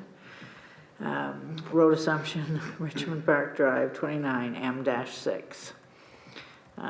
Read a first and second time and finally passed this 8th day of November 2022. Moved by Councillor Norrie. Seconded by Councillor Johnson. All in favor of the motion? Motion is carried. Thank you. Bylaw number 2022-0085 to amend zoning bylaw 02-22. I want to make sure. I was just going to mention this. Yeah, I want to make sure that we have what is in the agenda is what it's supposed to be. Madam Clerk, can you just clarify that there aren't any changes in that before I read it out? Please and thank you. So through your worship, what was uploaded to the agenda says under section A lot area 407 square meters and 203 square meters. It should have been corrected to 400 square meters and 200 square meters. I do not know why that upload didn't work correctly. Okay. So if you wish to correct this, the procedural thing to do would be to give it first reading, Yep. Bring it to the floor for discussion, then amend the bylaw to make that correction, and then give a second reading as amended and adopt the bylaw. Okay. Excuse me, is the duplex change as well, the third one? Through your worship, yes, it would also It'll be 400 changing as as well. Yeah. So I'm going to. First reading. First reading. Okay. Deputy Mayor Kaiser, Councillor Norrie, all in favor of that motion. Motion is carried. Bring it forward for a second time to do the. No, now we're amending it. Now we're amending it to read for the semi-detached dwelling house 400 meters, for the semi-detached dwelling unit 200 meters squared, and for the duplex dwelling house 400 meters squared for each. And I'm reading that first and second time. No, so this is a motion to make that amendment. And then once council approves that amendment, they give a second reading and adopt the bylaw as Motion to amended. amend. Counselor McCormack, Counselor Richardson, all in favor of the motion. Motion is carried. Now we're gonna pass it, first and second time, this 8th day of November 2022. All in favor? No, first and, mover and a seconder. Counselor Johnson, Deputy Mayor Geiser, all in favor of the motion. Motion is carried. I hope you guys have this much fun when I'm gone. I'm up to 13.4. Oh, this is gonna be an easy one. Bylaws to appoint municipal law enforcement officers. Do I need to read out the names as I did before, or is it okay the way that it is? Read a first and second time and finally passed this 8th day of November 2022. Deputy Mayor Kaiser, Councillor McCormack, all in favor of motion? Motion is carried. Thank you. Here's one that we need to amend as well. We need to do that same process again, yes. So we're going to bring it to the floor for the first time as is. Okay. Councillor Pennell, Councillor Johnson, all in favor of that motion? Motion is carried. Motion to amend to read, and can you make sure, Madam Clerk, that we have the right words in there? It is reducing the, to reflect the changes in the dollar value and the cost being borne for the transfer by the municipality. Yes. Councillor Pennell, Councillor Norrie, all in favor of the amending motion. Now bringing it to the floor to be read a first and second time and finally passed this 8th day of November 2022. Councillor Pennell, Councillor Richardson, all in favor of that motion. Motion is carried. Thank you. That's it? Okay, let's take a 10-minute break. So we'll be back here at 10:25, please. Do you have to head out?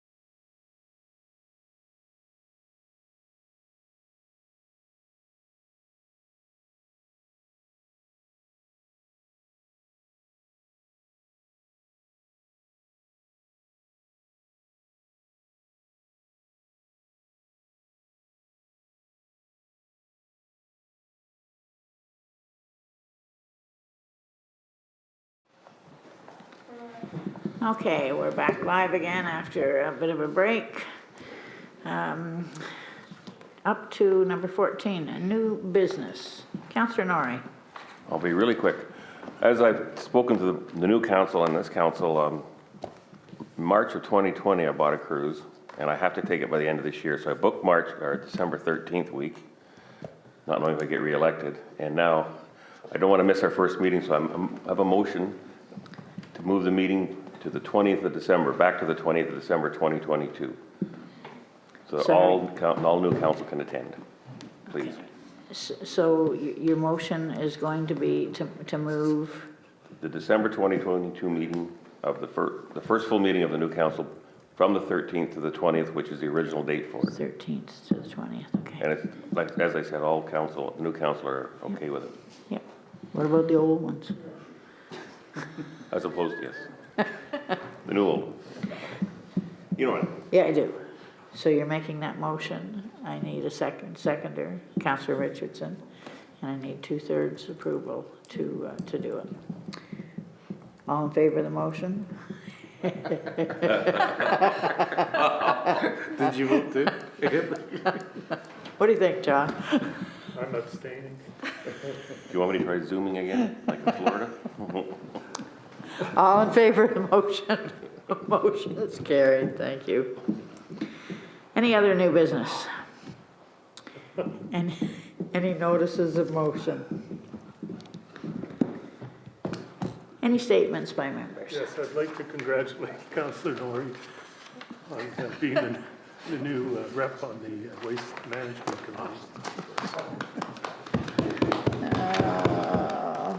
Well, that's not. Are we live? Yeah, we are. Forget it. Yeah, we are. Any statements by members? Go ahead, Councillor Johnson. Thank you, Mayor. I just wanted to take a moment and say thank you. Thank you to this council. We've been a really strong team working together. We did not always agree, but that's what made us stronger. We always respected one another. And I think we're walking away from this having made some friends that we'll keep for a long time. It's been a wonderful experience to work with you all. And there's not very many staff here tonight, but thanks to the staff as well, because they taught us everything that we learned in the last 4 years. And they're the ones that we went to when we had questions, and they're the ones that made sure we had our facts straight. It's been a great experience, and I just wanted to thank you all. I'm going to miss you. Thank you. Any other statements by members? Deputy Mayor Kaiser? I do. Go ahead. I wrote it down to try to stay on target. About a year and a half ago, we made the decision not to return to council. And I say we because I never made any of these decisions without the involvement of my wife, Jessica. It was not taken lightly, but it was not difficult either. Since that time, I've not wavered. I certainly did feel a pull of moral obligation, and after 8 years on council, why wouldn't I? But in the moment, we had priorities in life, a single moment in time that makes you reassess, and for Jess and I, it was totally clear. Having said all that, as I considered my statement for this evening, I consider the past 2 terms of council that I have been a part of. And what have I been a part of, and what did we accomplish? And a few items, but certainly not limited to these. I certainly have been a part of, either directly or indirectly, the hiring of some of the great team we've assembled in our SLT. And I do appreciate that we have a very high-functioning team, and I'm proud of that. I'm pleased to have been here as we grabbed the opportunity for our new admin building at Advance Avenue, which we know saved a bucket of money over a new build and met a long-standing need. We're beginning to define the fabric of the industrial lands north of the 401, making them more marketable. The long-term vision approach to budgeting, as opposed to looking at each year in isolation. We faced some interesting discussions, and some were divisive. I mean, we started off at the very start of this term, we were talking about the new cannabis and how it was legalized and where it would be permitted to be sold in this community. But, you know, through it all, I'm pleased with what we've accomplished, except for maybe the advanced grains, but I'll leave that one. Interestingly, some of my highlights were not even here in this room. There's several times where I was called by a single resident with a relatively simple issue. And in most cases, it was simply connecting them to the right person or making a quick reply to give them the right information. And it was the gratitude from that individual in each case that really set it aside. And even those moments rank as high or shine just as bright as any other large announcement or anything else that we might have done in this term or the one before. So in the end, I'm very proud of my time on council. I leave here knowing that we've made some good moves for the future. I have nothing but respect and admiration for this council and that I had the privilege to serve with. And I thank you all for that. I'm also very proud and pleased with the very committed and loyal staff and the work that we've all done for this entire community. I will miss all of this, but Jessica and I have other things we want to do. And I wish the incoming council all the best. I know that each and every one of them has the best interests of this community at heart, and I wish them well. Thank you. Thank you. As always, you're more eloquent than I am. Go ahead, Councillor McCormack. Well, I didn't write it down, but anyways, I reiterate most of what's been said. It's been a fun run, learned a lot, lots of great people, the residents and whatnot. And after the first week, the second week, things in my perspective changed, and I'm finding myself free and very relaxed, and I can see travel and all sorts of things like that. But as Councillor Alan Johnson said, we made friends, and I think that those are going to be lasting relationships. So all the best to everybody and to the new council, and I wish you luck. And Mayor, Deputy Mayor, especially, thank you very much. Thank you. Mine's going to be a little bit longer, but we'll try to get there by 11:15. Did you wish to speak? Only after you. Oh, no, No. I thought she was looking at me, I'm sorry, because I put my hand up. Did you want to go too? No, only after you. I didn't see your hand, Dave, I'm sorry. No, but when you looked, I thought that you were looking at me. Go ahead, Councillor Richardson, then we'll go to Councillor Pennell. Thank you, Your Worship. I'm going to keep this very brief, being a man of very few words. I don't want to drag on, but when you get involved in this gig, you never consider tonight, which is the last night. Over the 4 years, we've formed friendships, we've had discussions, we've had arguments, but it was all very good. And I never put my mind around the fact that it's going to come to an end and may or may never come back again. So you have to accept and be glad and gratified with the times that we have. I really just want to thank John, Alan, Max, and Mark. It's been a good run. We've had a lot of fun, and us newbies have learned a lot. And I think that's important. So the torch has been thrown. There's great responsibility on us that have caught the torch, and we just hope we don't disappoint. So I just want to say thank you to yous for forging the way for us anyways. So thank you. Thank you. Go ahead, Councillor Pennell. Got that. Oh.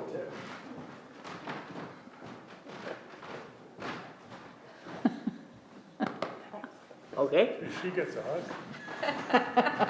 Years later.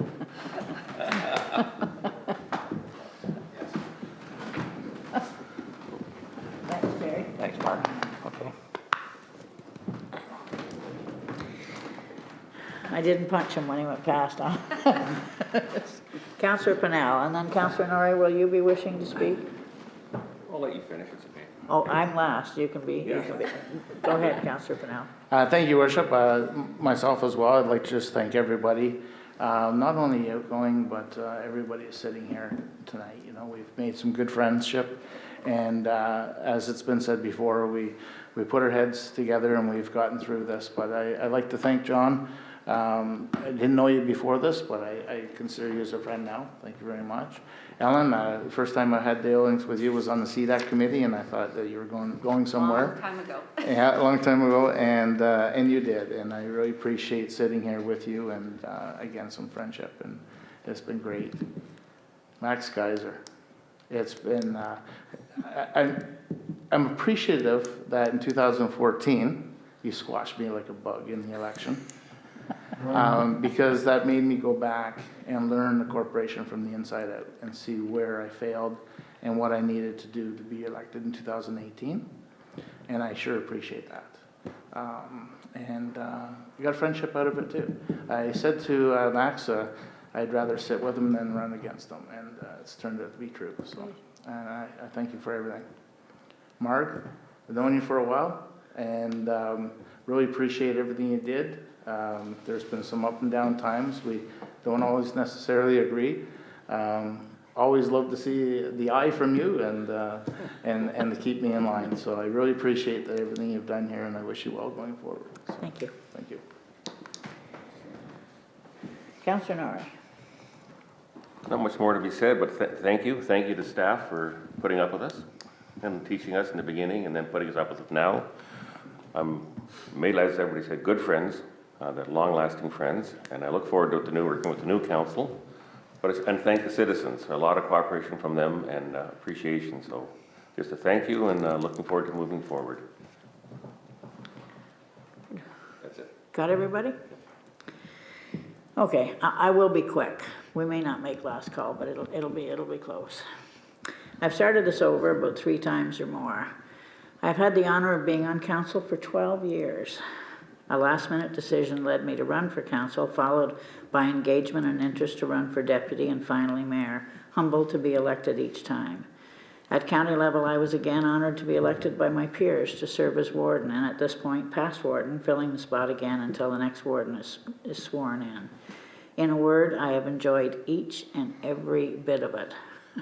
Some better than others, but overall, the experience of serving for and working with council, staff, and residents was a very good one. In this position, or any position on council, it's important that each member keeps in mind that they are one of 7. For any project of any group to move forward, there needs to be the understanding that things need to be brought forward to be dealt with, and the only way to do it is by informing and involving all of council. It may be done in stages for many reasons, but before the stamp of approval or disapproval is put on it, each piece of information needs to be in front of all of council.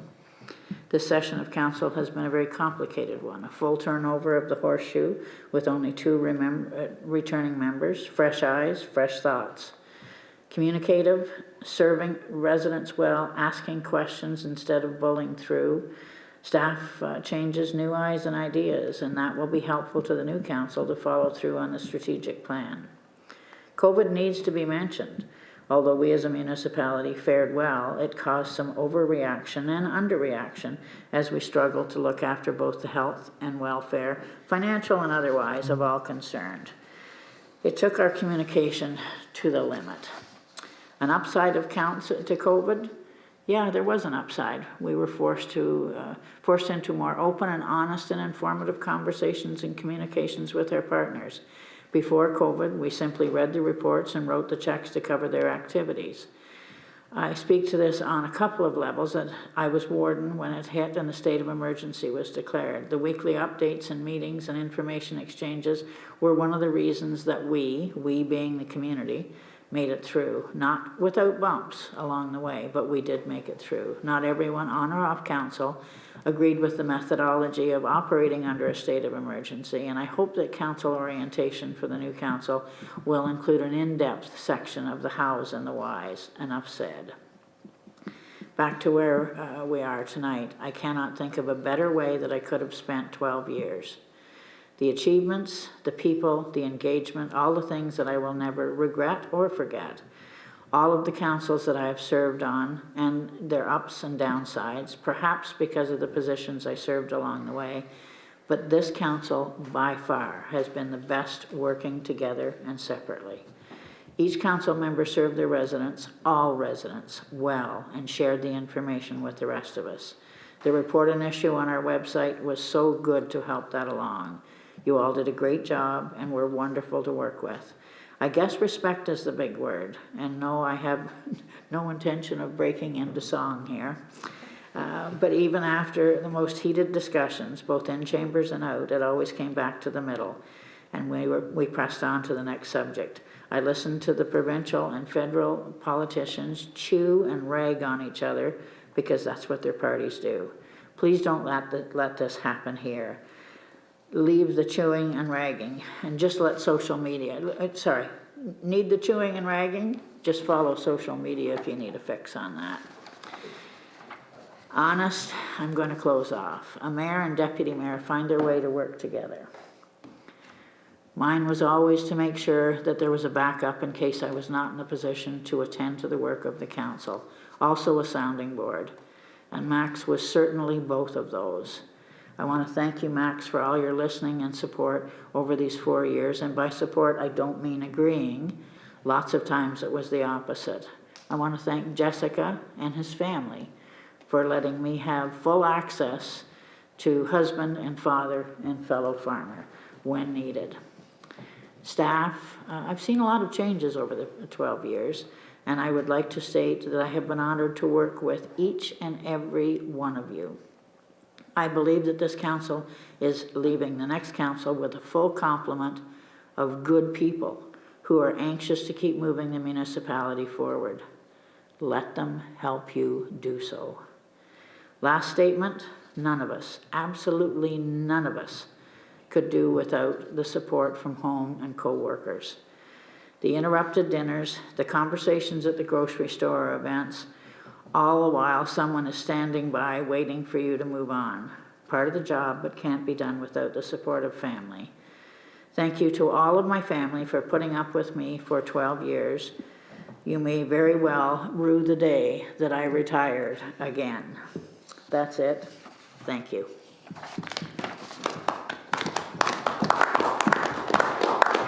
Now, if I don't get to my 52nd wedding anniversary, it's your fault. Okay, carrying on. Presentations. Presentations to outgoing members. I don't have to do that. Is that you? Is that me?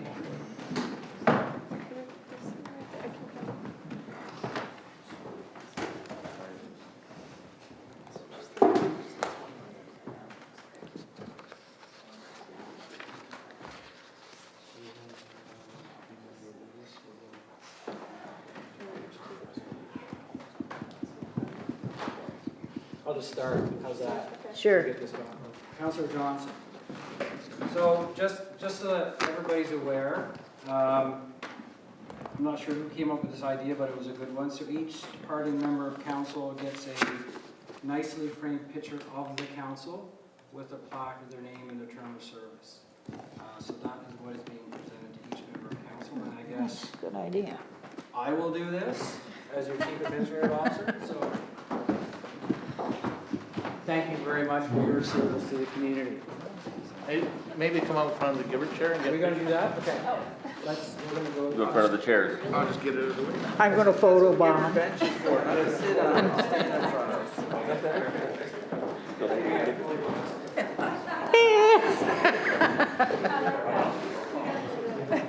I'm kidding. I'm kidding. I'm kidding. Should we do this?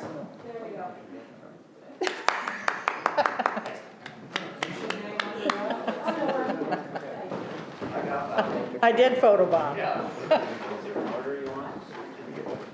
This is mine. Councilor Mormack, John.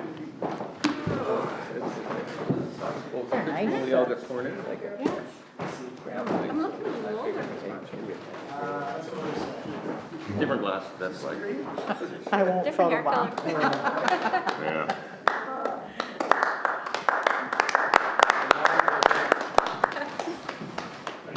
Just bring it with me. There you go. It's got your name on it. Self-sufficient farmer, you see. I'm kidding.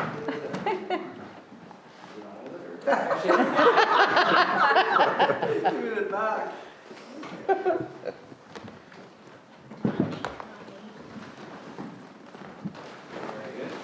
It's a long step there.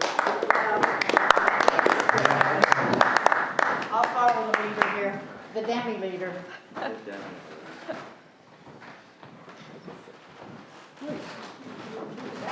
Want me to sign mine? Thank you, man. Dave, you gotta check out your haircut in this photo. Things will pass, sir, things will pass. Who's that guy? Yeah. I tell you, it's my 50-year, it's my midlife crisis. When you get in the And sports I car? can't afford a bag. I had less gray. Yeah. Mark, go on, Jessica. Sure.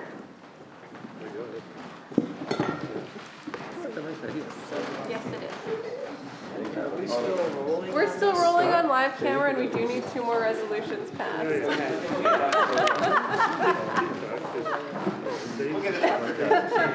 That's well, I didn't mind you going ahead and doing it.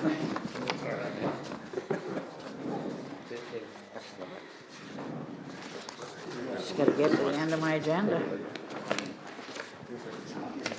Bylaw to confirm the proceedings of the council. Bylaw to confirm the proceedings of the council of Town of, not County Livingston, Ironton, the corporation of the Town of Greater Napanee. First and second reading, Councillor McCormack, Councillor Richardson, all in favor of that motion. Motion is carried. Motion to adjourn. Deputy Mayor Kaiser, Councillor Johnson, all in favor of that motion. Motion is carried. Thank you so much, everyone.